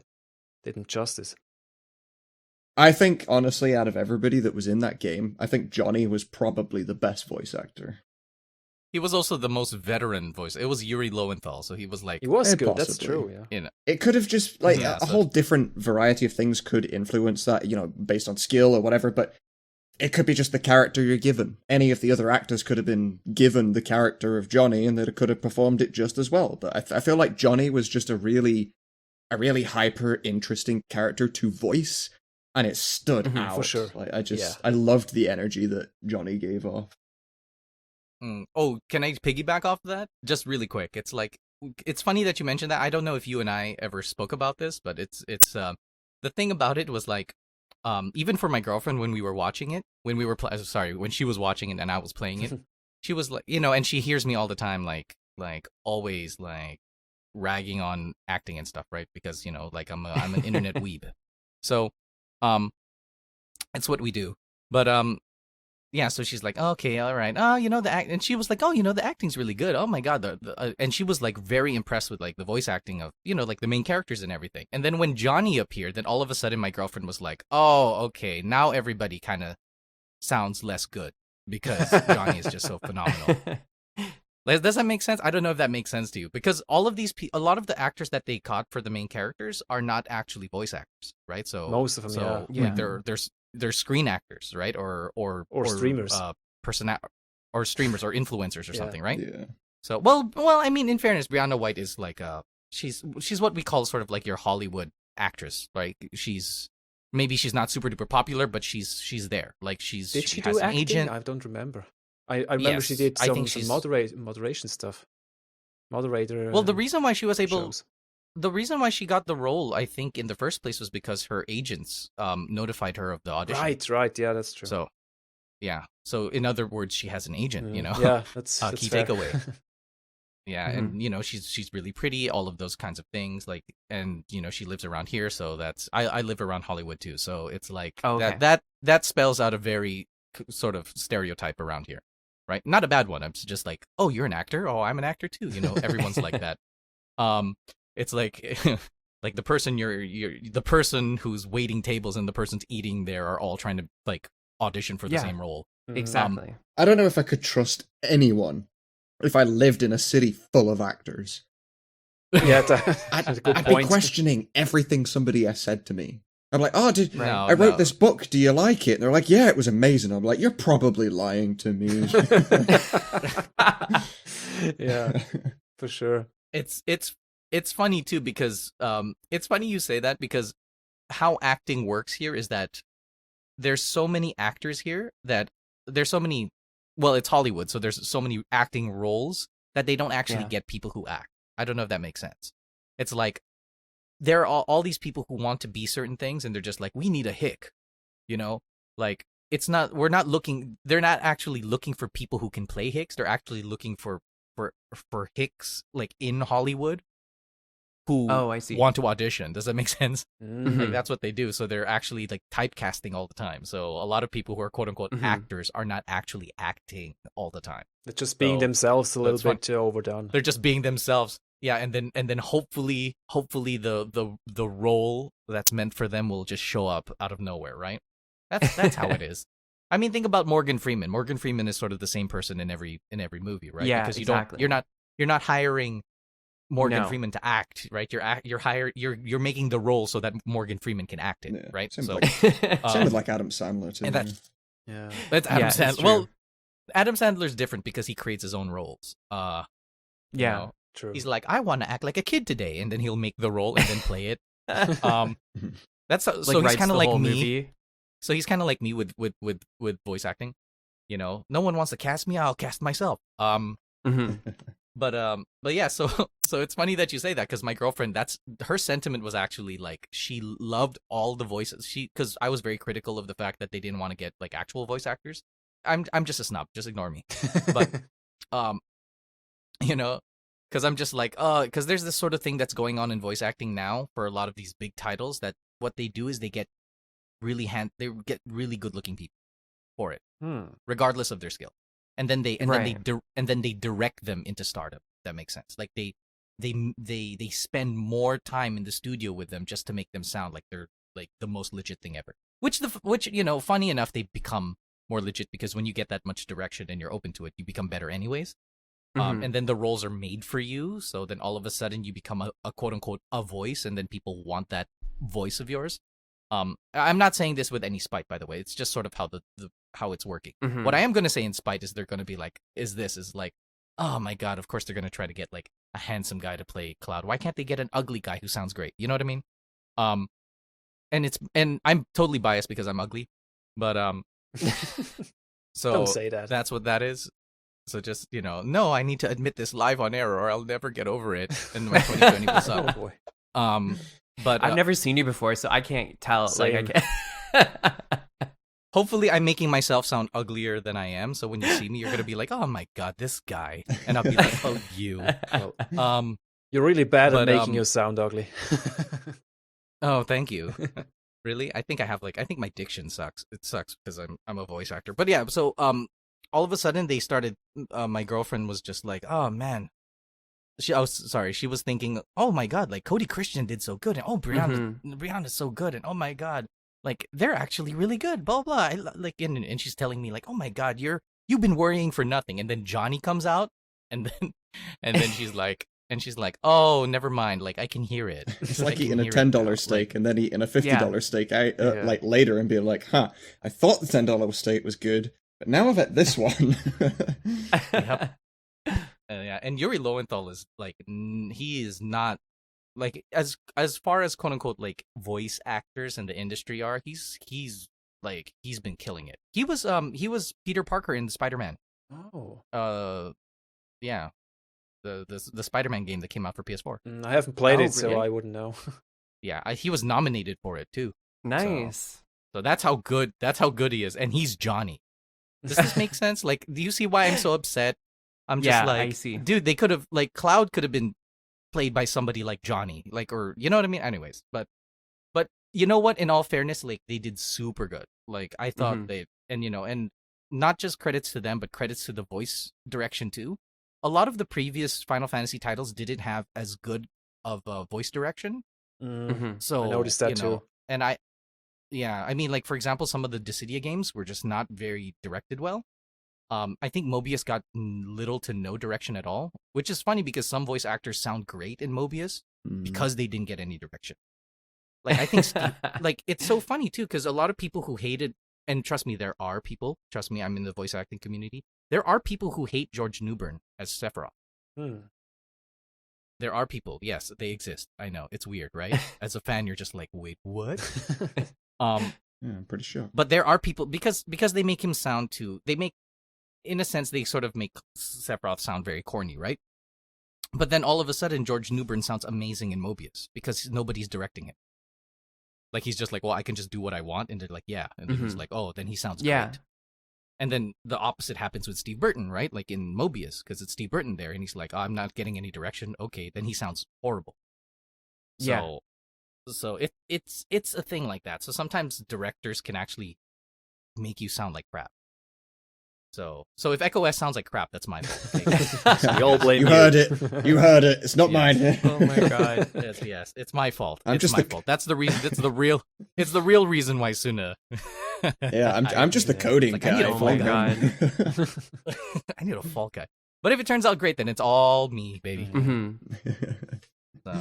Well, to be honest, I really liked the video you guys put out with which showed the voices, showed off the voices. Really good. Yeah, I love that video. I've seen that video so many times just because, like, I've popped in other people's streams who are using mods. They've recognized my name, and then, you know, naturally we start talking about what we do. For sure. And I'd say, like, have you heard what the characters sound like? Because, granted, like, a lot of people have heard about me, but there's a very small fraction of people of that group that have actually watched the YouTube videos. And they're like, no, I didn't know you had a cast video, and they'll go watch it live on stream, and everyone in chat and themselves. Like, I've seen it so many times. They're all like, my god, these characters are amazing. They're really and good. They just, it makes me smile so often. And I wish Crane was there to witness it more often too. I don't think Crane feels as proud as everything we're doing as I do, because he worries about it more because he's the director. You know, it's his job. Well, I mean, if it sucks, it's my fault, you know? Like, how many times have you asked me now, like, are you still happy with Cloud? Do you want me to change Cloud's voice? And I'm like, no, I love Cloud's voice. And you're like, you sure? Yeah, because I think that's the most contentious voice we have, is my voice for Cloud. And I refuse to voice him any other way. Yeah. It's because there's been so many of them. Yeah, and I feel like people have an idea of kind of... There's so many... Okay, so Cloud is a really contentious character to voice, or to give a voice to, because everybody has an opinion on what he should sound like. So, you know, so there's some people who are just like, he needs to sound like Steve Burton. Oh no, Cody Christian's fine. Oh, actually, he needs to sound like the guy in Japanese, but speaking in English, you know? And then some people are just like, he needs to sound like Ichigo from Bleach. And some people are just like, no, he needs to sound like there's so many, and it's just crazy. So yeah, I mean, I'm actually more interested in hearing what you guys think of our voice cast. Yeah, I'd like that too. Well, to give an accurate and fair feedback, I'd need to listen to it again to really have it fresh in my mind. But from what I remember really liking it, the voice casting. I think, like, you would play the game with those voices? For sure. Like, not the remake with those voices, it. but the original mod with those voices. Because then it's a completely different experience. Then I'm playing the original with voices, which is different from the remake. Even if the voices sound different from the remake, I can appreciate them. At least that's what I'm telling myself. You don't realize it yet. You will when when the mod is released and you've played the game with it. Probably twice. I feel like people aren't going to just play Echo OS once. They'll probably do it a second time shortly after. And maybe, yeah. Nobody realizes it yet. But trust me, I've ruined the game. I haven't made it better. Because, like FF7 is my job. It's literally my full-time job to create mods for this game now. And I sit here every single day and I'm modding FF7 and I have the voices on it because I'm working on them all the time. And then see, one day, like, I'll not have the voices on, or I'll watch somebody else play the game and there's no voices. And I'm sat there like, this game is so quiet. It's so weird without voices. Like, you ruined my childhood. It's so weird to me now. Yeah, but there's like young children that are learning how to read, right? So they're just reading the.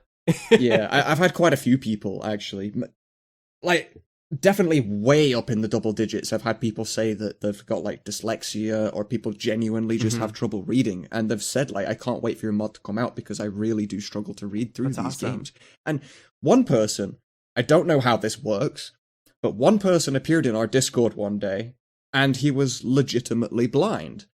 And he was asking me, like, you know, how is this going to work? Is it going to be easy for me to install and whatever? And, you know, like, every time he messaged me back, I was amazed. I was like, how are you doing this?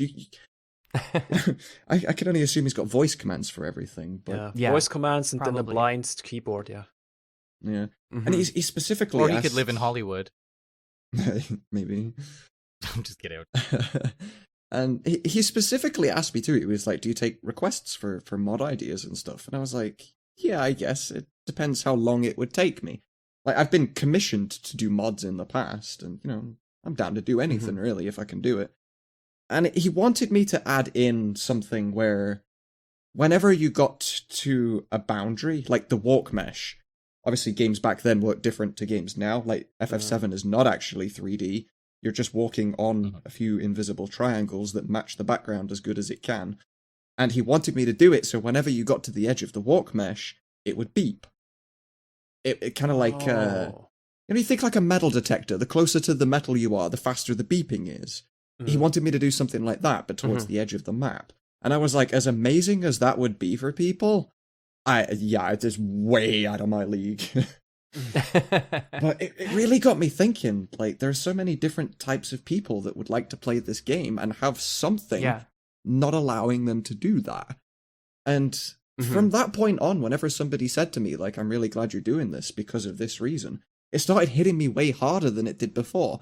And suddenly, like, I could be sat watching Family Guy, and I would get a notification on YouTube. Here's a new comment. Somebody says, oh, this is amazing. Immediately, I've paused Family Guy and I've gone back to work because my motivation goes through the roof for like a few hours after I get a comment like that. It's so inspiring too. It's weird. I don't know. Certainly is, yeah. So just going back to, I guess, the remake voice acting, I was fine with it. I thought that everybody did a great job, and like I never experienced this game with voice acting before, right? So I never really had any expectations, just whatever I kind of made up inside of my head, I guess. And I was open to receiving that, and I thought they all did a great job. There were some sketchy like NPC, like I don't know how to explain it. I guess it's like their mouths didn't move, like as good as the main cast. Like they weren't animated as well, so it was kind of a little. It took me out of the experience, I guess, the immersion a little bit when they would talk to NPCs. The voice acting was good, but then the character models, like the whatever it's called when they're doing the mo capture, whatever, wasn't that great. So like their mouths were moving and it kind of was awkward. So it kind of took me out of it. But everything else I was totally fine with. I thought everybody, did a great job. And I can see why they replaced the original cast, I guess, because there was an outcry for like the whole Advent Children voice acting. Like they replaced them all, so they didn't have anybody come back that was from Advent Children. So there was like this outcry online, and I think there's still like an ongoing petition about people that want, I forget what it's called now, like their reunion project or something. I don't know. I think so. Yeah, reunion project. They want it's Operation Reunion. Or that. Yeah, they want Advent Children voice actors. They want Square to release a DLC to have like the Advent Children voice actors like as a DLC. You can download their voices for the remake. Not gonna happen. Well, there we go then. There's I remember like at the start you said like the topics we were going to discuss, and you said modding the remake and stuff.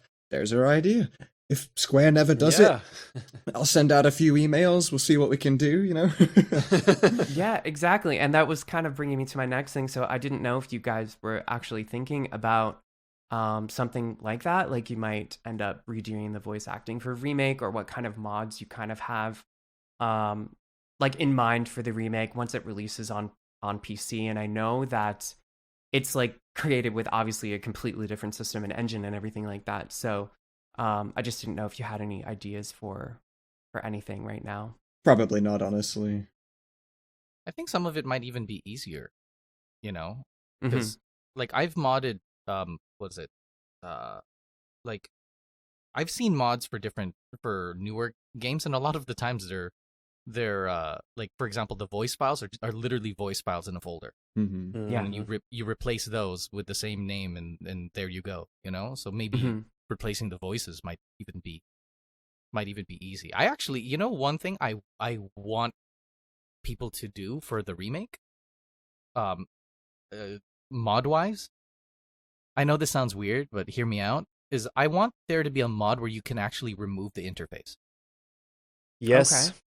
Like a camera mode? Yeah, so you can watch it so that we can film it like it's a movie, like even the fight scenes as like as a movie, and then actually post that. Where you're playing through the game and you don't see the health bars and stuff like that, and you can just watch all of its action for itself. Because there's a lot of, especially for voice acting, there's a lot of scenes, like for example the guard scorpion fight, because you're so involved in the fight. Like if you're playing it, then you're so involved in the fight.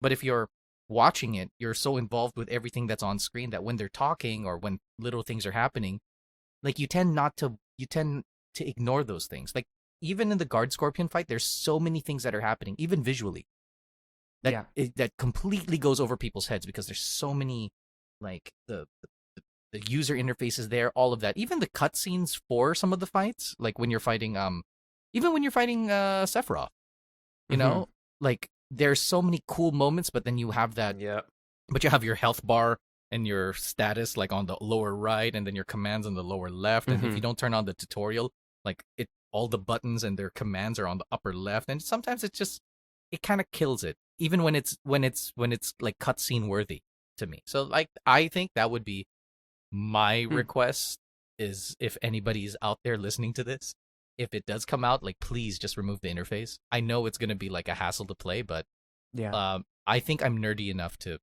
play it without that and be fine. Like you could call it a difficulty mod at that rate. Right. That, or make it at Cinema least mode. toggleable. Oh yeah, make it toggleable. Yeah, that would be better. See, Vyzz, I knew you were a smart guy. No, this is something I thought about a lot, and also I think a few days ago I thought, why didn't they include an option in the menu to maybe not remove it completely, but remove the interface when it's not needed, like in cutscenes, in battles, or when you're running around and not hitting the button, because there's always this X command menu thing in the bottom left, and it kills screenshots, because I made almost 2,000 screenshots from my footage for wallpapers and stuff, but I couldn't take any from battles, because the interface would just kill it in a bad way. Yeah. I do have some screenshots with the command menu, like the prompt on the bottom left on the field, because it's not that intrusive, but it's still, I don't like it. Yeah. Oh, see, so it's great for content creators, right? Yeah. You got to get those thumbnails. Yeah. Yeah, that too. Yeah, I think that would be awesome if they could, if there could be somebody to give us this option to be able to take away the UI or make it adaptable, so it's like when you go into a fight it kind of appears, and then when you're outside of a fight it kind of fades away. There's other games that do this as well. I'm kind of drawing a blank. I think Witcher 3 does this. I don't think it's always there. I think when you're exploring the world and you're doing other things it disappears, and then when you go into like you're battling or something it shows up. And that kind of opens it up to larger things as well. Like you had said, Crane, for example, like somebody could potentially just film the entire game as a movie. Like you could capture it that way, like without, you don't even need to play it. It could be just that these events play out, and you could change the angle, of how things are like happening, and then it's just essentially like a movie. Like you can create a movie from it, It would get views too.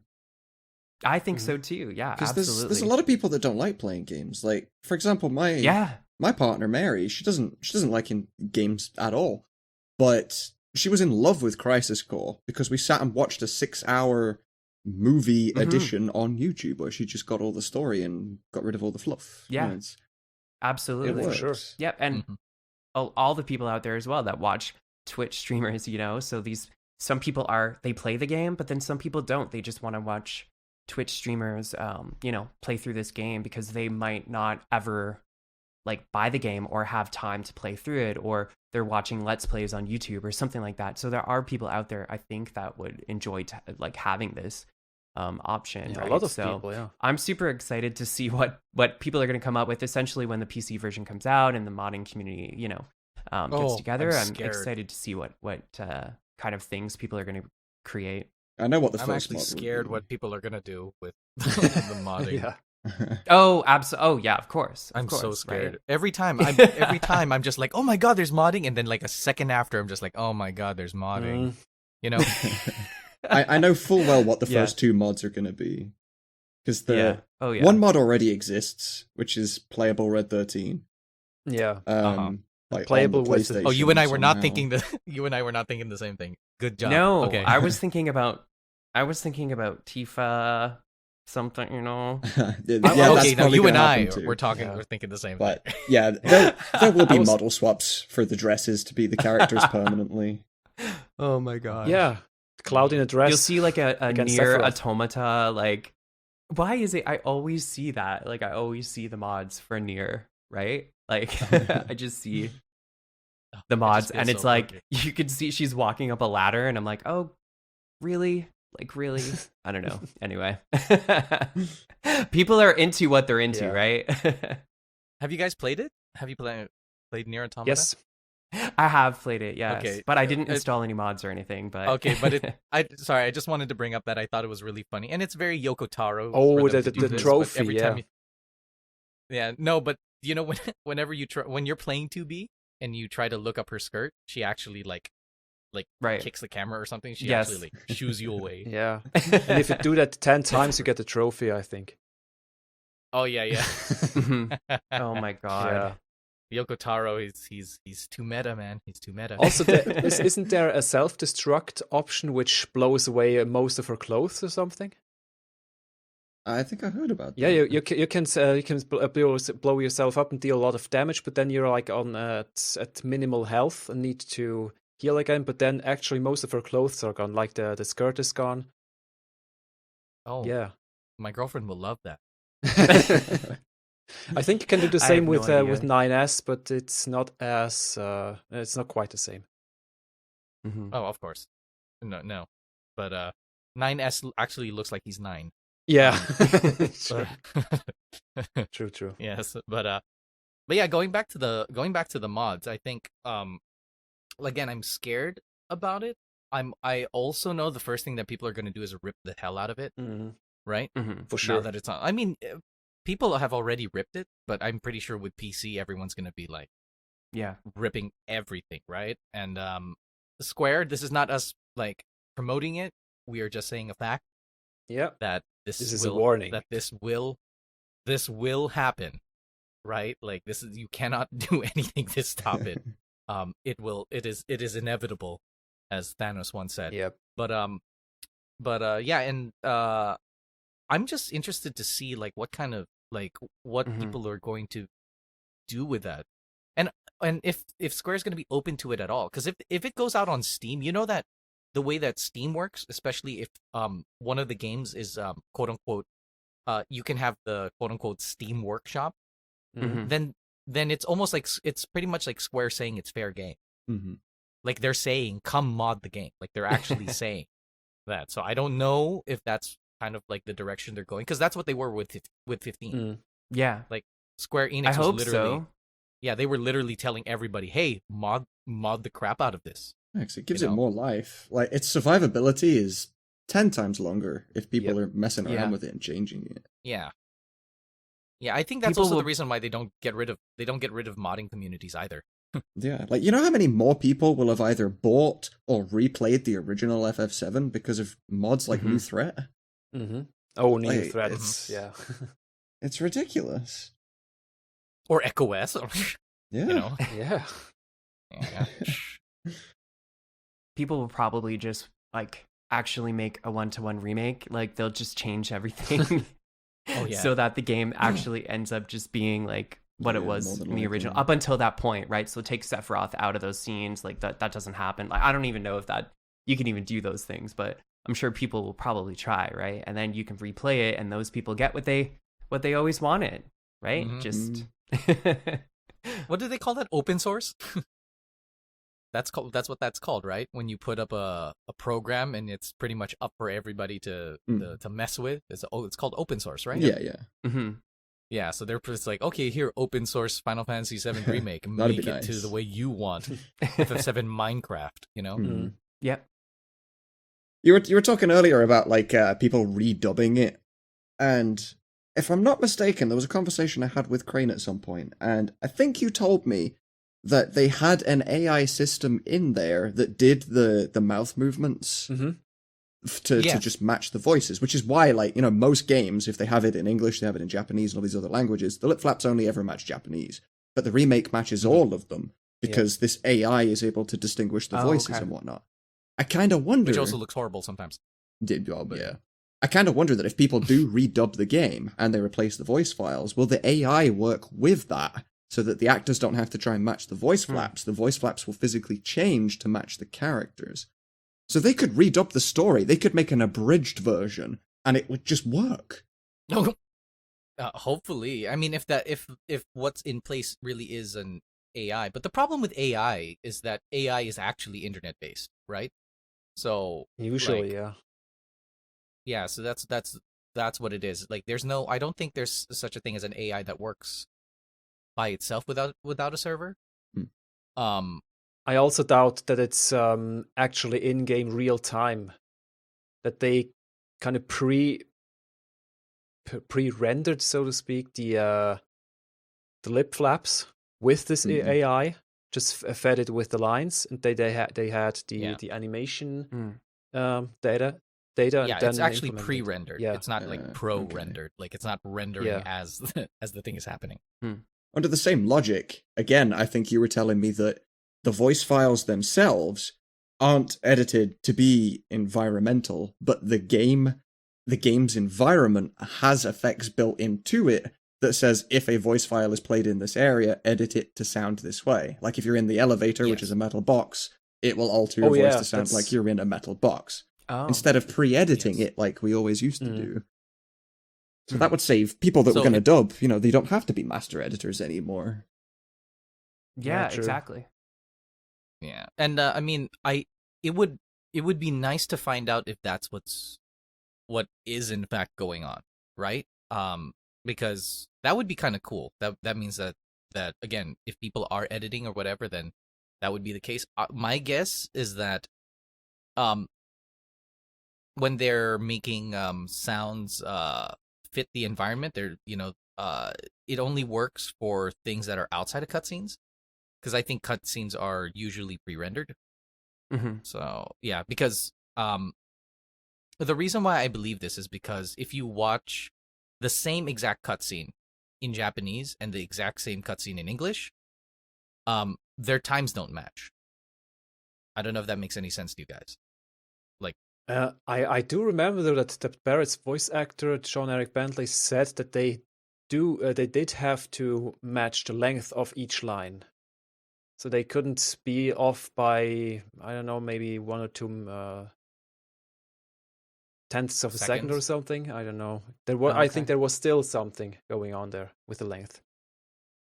Well, I think you tell that to voice actors in general.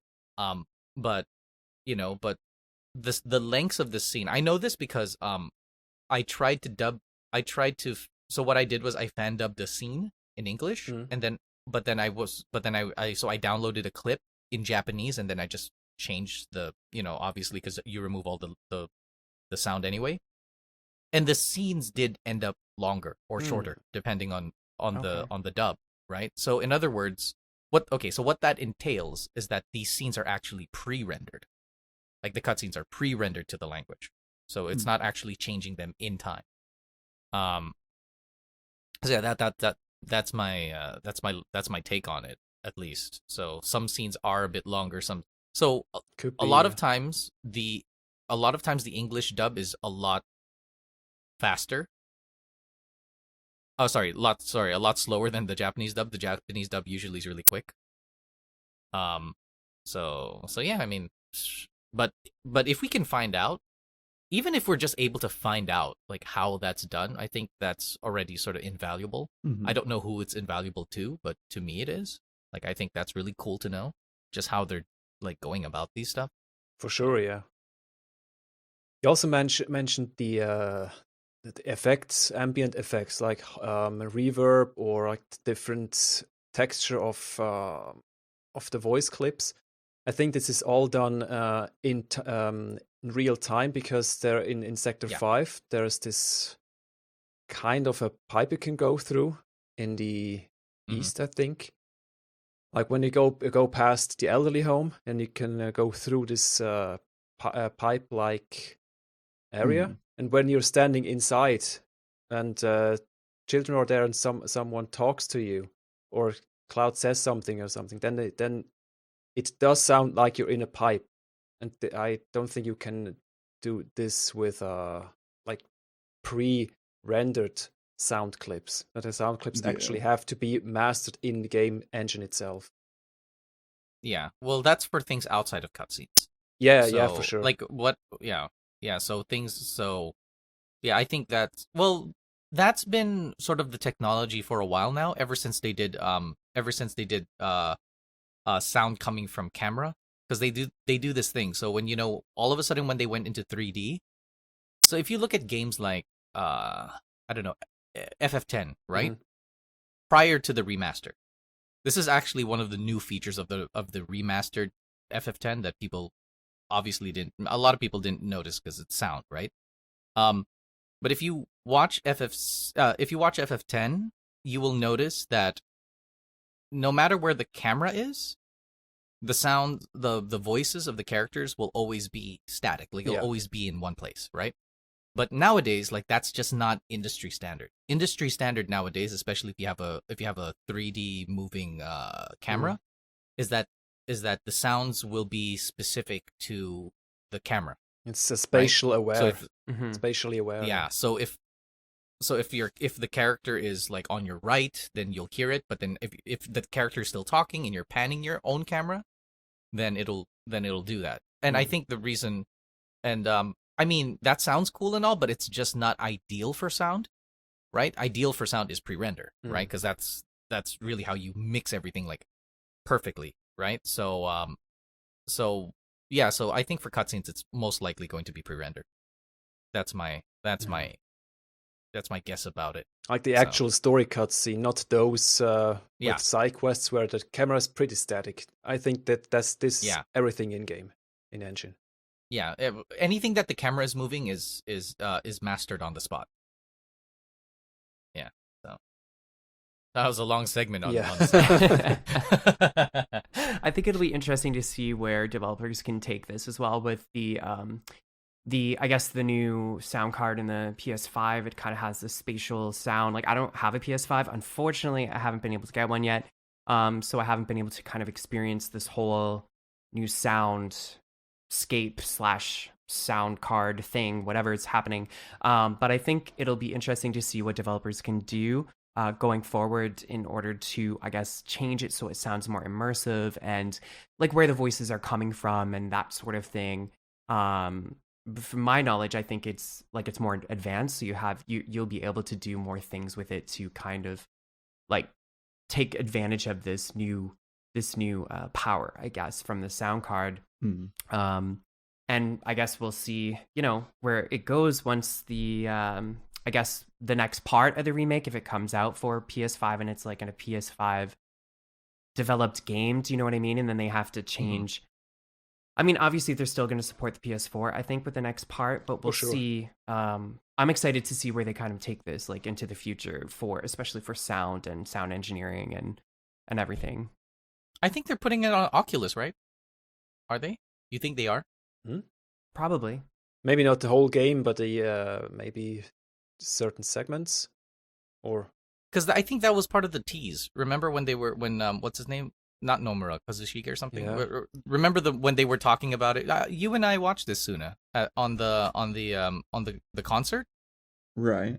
Oh. Remember he had like 3 screens behind him, and they were all playing FF7 Remake, and then on one side it had it was like quote unquote teasing that it was for PC, but then at the same time, like on his left side, our right side, he actually has an Oculus Rift. Oh, like, I know which clip you're referring to. Yeah. Yeah, so people are just like, wait a minute, is it gonna be like virtual reality too? Because that would actually make Vyzz and I's little tangent about the sound thing actually relevant to this conversation. That's true. Thank God, definitely. Because for the most part they do, it's a whole different rendering process when you're doing sound oriented to camera as opposed to sound oriented to character.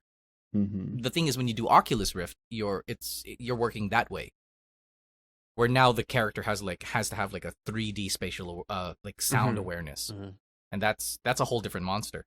So it's not just we'll port it into the game or port it into Oculus. It's more than that. So you'd actually have to be able to hear things behind you.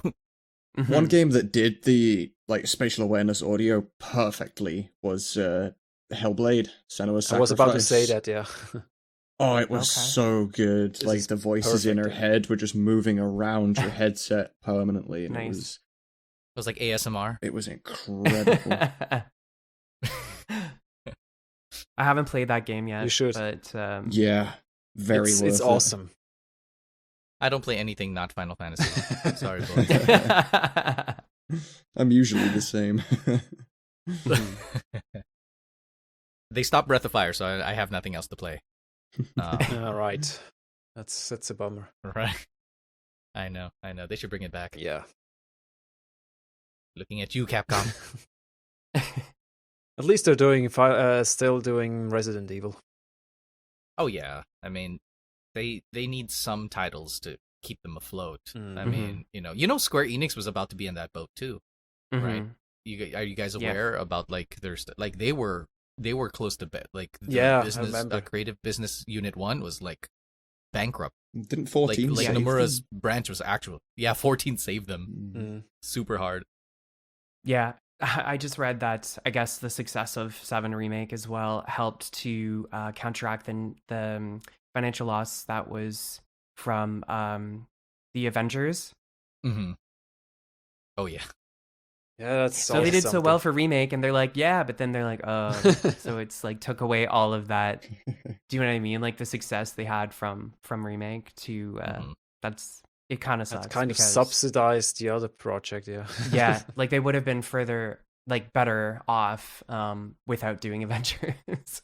Oh yeah, which is unfortunate, but it's also well, okay, so depending on the creative business unit, some of them are really good at marketing, and some of them are really bad. So I really hate the fact that Dissidia, like the way they did Dissidia NT was they did the marketing of that so poorly, right? Like have you guys played it or have you seen it? I played it. I've seen it. Okay. I played the first one. I just watched it all. And on I think YouTube. Tsuna's okay. Yeah, so the way that I'm a very big fan of Dissidia. Like like my channel, Still Thinking Films, was started off of Dissidia, and the way that because Dissidia on the PSP it allowed you to have free camera, so I was actually creating movies via PSP, like for Dissidia, and then I was like voice acting over it and all of that stuff. That's how I got started into content creating for Final Fantasy, but like how they would release characters and DLCs and all of that, right? Yeah. Like they did. God, imagine not releasing Arden during episode Arden when episode Arden came out. Do you know what I mean? Like, how could you not do things like that? How could you not fix timelines like that? Like release Final Fantasy VIII content when remaster happened. Like how could you not do that sort of thing? And I think Avengers sort of got like the bad end of that too. I don't play the game. I'm not a person who plays everything Square. So like Same. that I don't know that, but one thing I do know for sure is because it's also the withholdings for Square is also they also tweet. Right? So that's also how we know when they buy licensing or when they buy a name, so we know like spoiler, like what the name of the next expansion is gonna be, or that thing with was it Ever Crisis or something like that? Yeah, Ever Crisis on the first Soldier. Yeah, but even according to them, they were losing out on money so hard that it was Final Fantasy XIV plus some residual income from the mobile games that gave FF7 Remake the green light, because that project was almost dead in the water. Yeah, I think didn't crap, they I say didn't know that. like ages ago that they refused to make an FF7 remake until FF15 sold as many copies as 7 did or something. Yeah, they were banking on Final Fantasy 15 making that much money. So, but sadly it didn't. I think Final Fantasy X remaster and 10 and 10-2 remaster also made them some money, so they were like, okay, that's good. Yeah, it's like I think, yeah, it's really 14. it's 14 Yeah. with its monthly subscription, like that really pushed them over the edge. And 14, mind you, was the first time they launched it was a black hole, was a money black hole. Complete disaster, yeah. It was a horrible disaster. So when Yoshi P came in, so that's why when Final Fantasy 16 came out and they're just like, oh, it's produced by Creative Business Unit 2, 3, right? That's Yoshi P. Oh, 3. So Yeah. that's Yoshi P. That's Final Fantasy 14, right? Mm-hmm. It's like, of course they're gonna give it to him. He essentially saved them. Yeah. So, oh man, can you guys imagine a world like a Final Fantasy, like from this point onwards without Nomura? That's weird. Yeah, it kind of is. Kind of, but also exciting. It's exciting, right? Mhm. But at the same time, it's sort of scary, right? You're just like, what's that gonna look like? Because how'd you guys feel about the 16 trailer? At first, I was kind of apprehensive, didn't really know what to think about it. And I first thought it was some other 14 expansion because I have no idea about 14. It just kind of looked like 14. And then there was 16, and I didn't really know what to expect, what to have, what they should have expected, and what it was. But then I started analyzing stuff, and then I got really into it. Now I'm fully on board. I enjoyed it. I thought it was great. I just thought that the graphical textures and fidelity could have been better, but I know that it's like early in development, so that was like I was fine with kind of like getting past that, you know what I mean, and just seeing it for what it was. And I'm super stoked. I'm interested in it. I'm open to it. I just like I was saying this to Vyzz on a previous episode. Like it's gonna be so crazy because we're gonna have Final Fantasy 16, but we're also gonna have the subsequent parts for Remake as well, like at the same time on PS5, right? Like we're gonna have a lot of Final Fantasy content, and like I couldn't be happier. Like I love Final Fantasy as a series, so I'm just super stoked to be able to play these games and like have more Final Fantasy content. You know what I mean? Because look, like in the past, when we look at the amount of time it took between, to get Final Fantasy 15, because it was versus 13, and then they scrapped that and they had to, Tabata had to kind of start from scratch again, and it was 10 years, between Final Fantasies, like that we actually got like a mainline series on a console. And then the space between 15 and Remake as well was large. So I'm just happy to go like to live in a world where like we don't have to wait like 10 years for a Final Fantasy game, and now we're gonna have multiple experiences. So I'm really excited about that. They had to start the remake again once too, didn't they? Yeah, they took it in house. Like they had, I think it was who was making it was CyberConnect 2. I think that was working on it. And then they obviously like brought it in house, so Square Enix kind of had to I think they used some of the assets that they had created, but recreated they pretty much, many things, like brushed up so many things. Pretty much had to restart.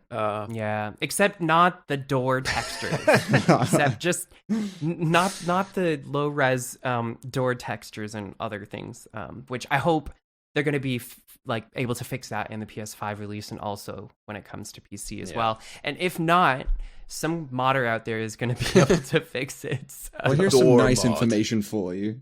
I've been in the game, I've seen all of those textures, and they are actually really high quality. The door the textures, problem, yes. Yeah, the bug that's actually going on there is the, I can't think of the name of it, but there's a system where the further away you are from something, it loads the lower level of detail, LOD. It doesn't load. Yeah, the LOD. Yeah, That's LOD. broken. LOD. Yeah. I noticed all the too. textures actually look great. Yeah, they're there. Like the files are there. Somebody dug into this on Twitter. I remember they made a posting, and it looks like all of the HD textures are there. It's just that they failed to load.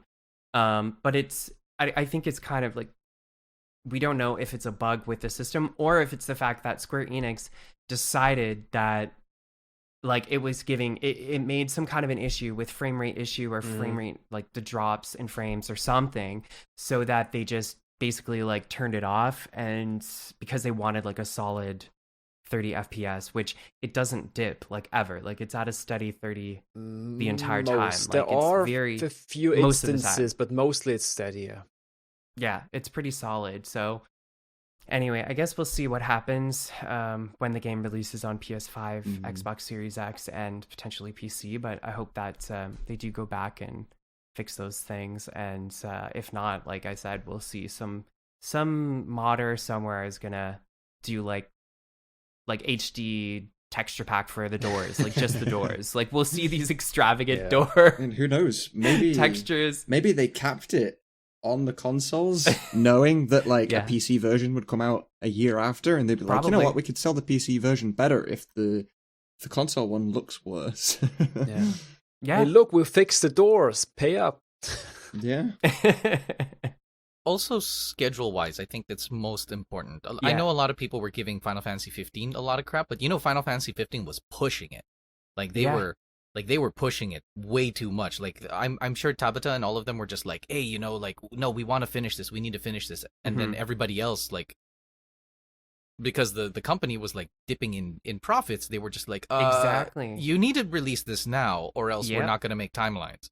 And I think if they had delayed that, then other games might have been delayed. Like it's one of those things. It's like, this is one of the reasons why I'm a very big Yoshi P fan, because of not just 14, but like the work he's done. Because one thing that I like about Creative Business Unit 3 is that when a schedule needs to happen, they're always ahead. And that's like new, even for fans. Like that's new for us. It's new for us to see a Final Fantasy 16 like trailer. That's new. Like we're looking at our calendars and we're like, already? Like, is that really? Because that has not been the case ever, right? Yeah.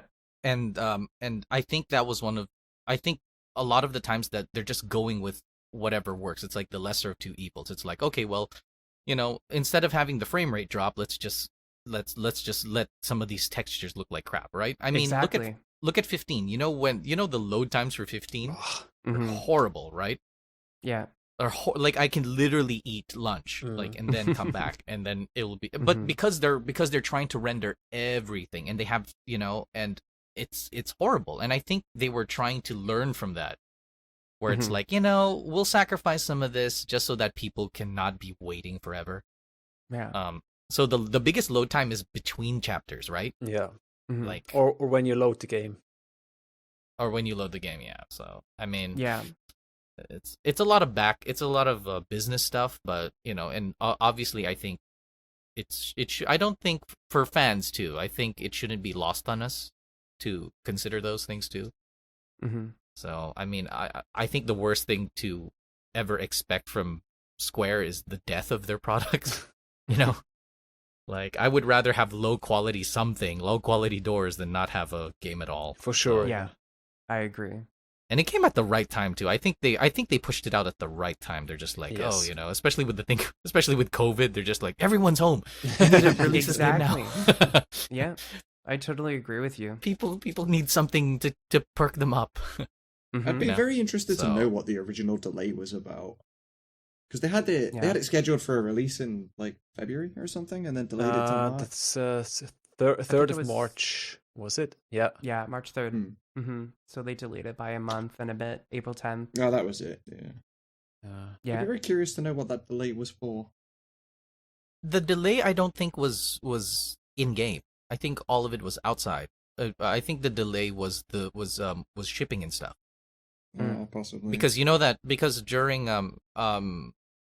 I work at a place that has that we constantly get shirts done and all of that, the choreography, whatever, right? So costumes and stuff, right?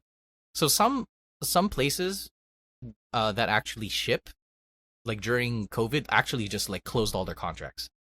And that's a legal thing for somebody like for a company like Square, So if a certain company is the only one that's supposed to distribute their games, and then they go, well, we're not distributing, that's like lawyers need to get involved just in order for them to get somebody else. Right.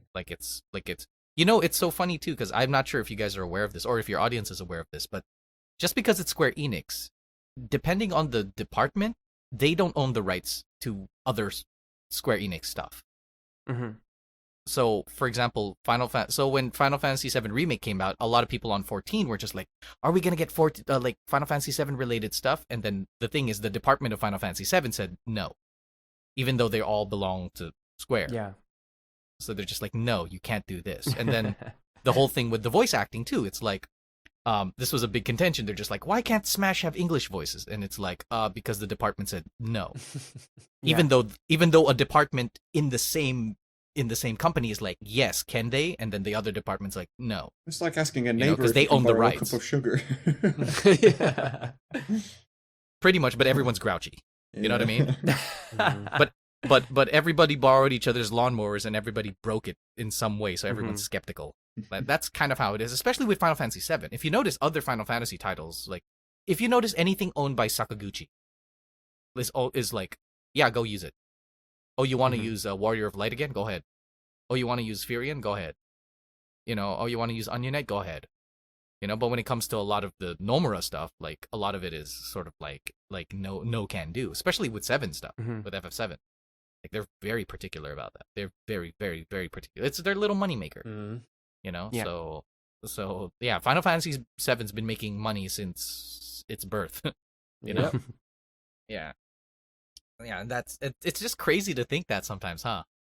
It's like, oh, we can borrow these elements. It's like, oh no, you can't. And by the way, for people who are listening, that also becomes a problem in development. Because sometimes they're like, oh, we want to use this battle system, or we want to do this from this, or we want to use this from 15. And then the team from 15 is like, no. Because, you know, and it's not even they're just being dicks. It's like, you know, the people who worked on it. So for example, if let's say Echo West becomes super big, right? Now, the voice acting from Echo West is done by like my group, which is you know, quote unquote still thinking film. So we're like, this is a collaboration, right? Yeah. Between Tsunamods and us. So if Tsunamods is like, hey, we want to use these voices for something else, you know, if this was an actual company, right? And we all had rights and royalties and stuff, I actually can say no. Does it make sense? Like, it does make sense, yeah, for sure.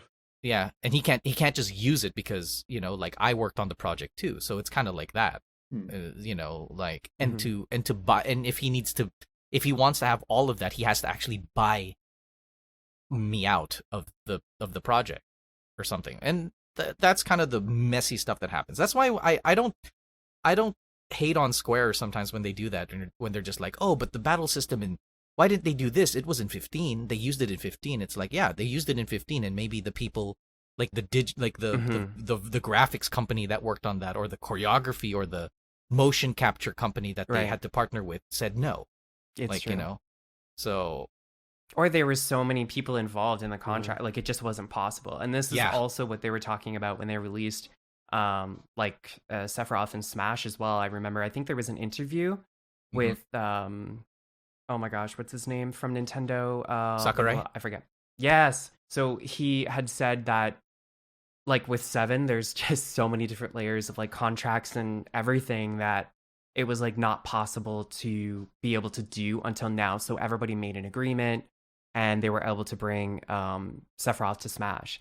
And you could see like how much care was taken in creating the arena and just like the environment, the music, like everything, right? So it was kind of a love letter to Final Fantasy VII, and I could see like why I guess they would want this, right? Like to approve this, because they're reaching a broader audience, especially too on the Switch, and Smash Ultimate is super popular. And I was kind of discussing this with Vyzz on a previous episode. We were talking about potentiality of having Remake on the Switch and with downgraded visuals, and I think that it would be totally possible, but like you said, there's so many different things, like hoops that you have to jump through in order to make it happen, you know. And I guess we'll see. Little trivia on that one too. Sorry, I'm like I have a lot of these things because I actually watch Square Enix, like not just Final Fantasy. Like I watch because I love Final Fantasy so much. I'm actually watching Square Enix. Like it's funny too because do you know that when Smash like buys, quote unquote, buys these characters or gets permission, because it's not just can we get permission, right? And we'll do all the work. It's licensing and it's licensing, and not just that. It's like included in the contract. I'm pretty sure like they won't ask for anything less. If it's like, okay, if we give you Sephiroth, you have to make an FMV for Sephiroth. like as a trailer. If you don't do that minimum, then we will not give it to you. Like, you know, and it's not even that. So some people are just like, oh my god, did you see his trailer? His trailer was so awesome. It's like, that's probably stipulated. Yeah, could be. Yeah. Like they're just like, we're not asking for anything less than this, you know, because it reflects on them. So the fact that Sephiroth got his own trailer, well, they all get their own trailer, but he gets he gets like FMVs and they make it's like he has to kill Galeem. It's like he has to kill Galeem. It's like, yeah, he has to kill Galeem, but he's the main boss. Yes, he has to kill him. You know what I mean? It's because it reflects on them, right? If it's like, hey, you know, this character who is like the god of the FF7 world, right? It was so he comes in. If he comes in and then he's getting smacked around by Mario, then it makes the character look like shit. I'm sorry, I said that's true. Know, but it makes the character look like crap, and then it's like, and what does that reflect on Square? Huh? Like, you know, we want to look like a big deal, like that. It matters. Like that stuff matters. I think so too. Yeah. I think this is the main problem with Kingdom Hearts 3 and Disney.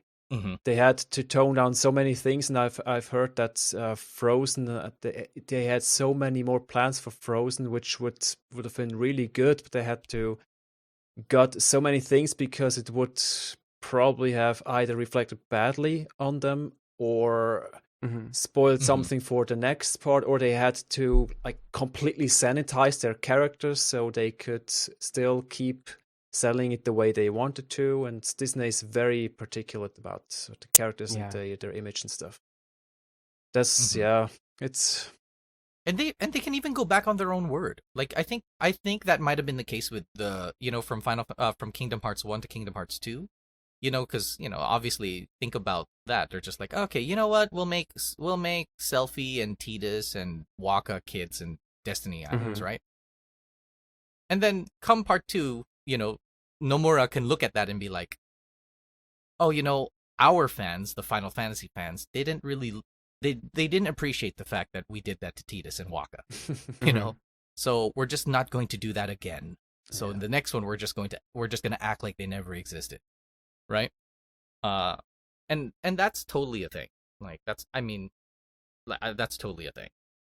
I mean, imagine if this podcast all of a sudden gets like Square goes, hey, or somebody goes, hey, can we use clips from your podcast? And then they're totally denigrating it, right? Like, of course it feels bad. Yeah. Like, you know, if you had a say in it, you wouldn't want that to happen, right? So for sure, yeah. So think of them like that, but with money, right? Where money's involved, you know what happens. Yeah. All right, guys, so that concludes our episode today with Tsuna and the Crane. I just want to say thank you so much for taking the time out of your busy schedules to come on the show today to talk about Tsunamods, the modding community, and you know, Final Fantasy VII, this game that we know and love so much. So thank you guys so much. It was so great having you here, and I had a lot of fun. No, absolutely. Pleasure to be here. Yeah, thank you so much. It was really great to talk with you. All right, guys, so if you have any ideas for our next episodes, you can write us. Our email is thereunionpodcast@gmail.com, thereunionpodcast@gmail.com. We do have a Twitter account. It's @reunion_podcast. Our Facebook is Reunion Podcast. Our YouTube channel is The Reunion Podcast, and we do post our full episodes there on our YouTube channel as well. And our Instagram account is @The Reunion Podcast. So, Vyzz, did you want to drop your socials for Cosmo Canyon Observatory? Yes, for sure. So it's simply Cosmo Canyon Observatory on YouTube. It's easy, just type it in the search bar. It's @CC_Observatory on Twitter. And the Discord is also called Cosmo Canyon Observatory, but you can find links on our Twitter page and on YouTube as well for Discord, so it's easy to join. That's about it. All right, Tsuna, so any socials that you want to drop for our listeners? Yeah, absolutely. Pretty much everything that I use is just labeled as Tsunamods. If you Google just Tsunamods, the first 10 links will be all the different things you can find, like Discord or Nexus, Twitch, Facebook, whatever, you know, just the whole works. But yeah, I stream on Twitch, as I mentioned earlier. Modding FF7 is my full-time job. Because I am a Twitch streamer, and I get enough viewers that are kind enough to pay the bills for me, so, you know. Nice. But if anybody is interested, it's one thing playing a mod and being like, "Oh, that mod was really cool." It's a whole different experience if people decide, you know what, I want to go by and see how this stuff is created in the first place, and that's what I do over there. But yeah, just Tsunamods pretty much everywhere, and you'll find me. Perfect. All right, Crane, you can drop your socials. Twitter is at CSekanan. It's CSEKHANAN. On YouTube, it's just Still Thinking Films. That's it. I'm doing this whole boy band thing. So if you want to hear some of your Final Fantasy characters sing, then there it is. All right. And like I said, I checked that out. I was super sad because I'm actually a singer and I really wanted to be in it. So maybe the next one. But I'll give you a little preview. You are my fire, the one desire, believe. There you go. Oh, that was good. You're not even gonna finish the line. Believe what? What do I believe in? What? When I say I want it that way. Yeah. Hopefully we don't get a DCMA takedown from Backstreet Boys, but anyways. Just like that, this was the best episode ever. Yes. We heard Kai sing. He technically auditioned on the podcast. I did. I'm doing it right now. So the next project, whatever you come up with, just keep me in mind because I'll grace my vocals. Oh, yes. If there is some form of upvoting system on whatever thing you're watching us or listening to us on right now, you got to do it for that singing. That was. It's called share. Just share the damn thing. Just share the damn thing. All right, everybody. So don't forget to like and subscribe and also write us a review if you feel so inclined. It is the best way to support us here on the podcast. And it really helps us jump to the top of the podcast lists on all the podcast streaming platforms out there because we are available on all of them. So thank you so much again to Tsuna and Crane for coming on the episode today. It was a blast talking to you guys. And I hope you guys stay safe and stay healthy. Take care, everyone. Oh, thank you so much. Yeah, absolutely. Have fun. Bye, guys. Bye-bye.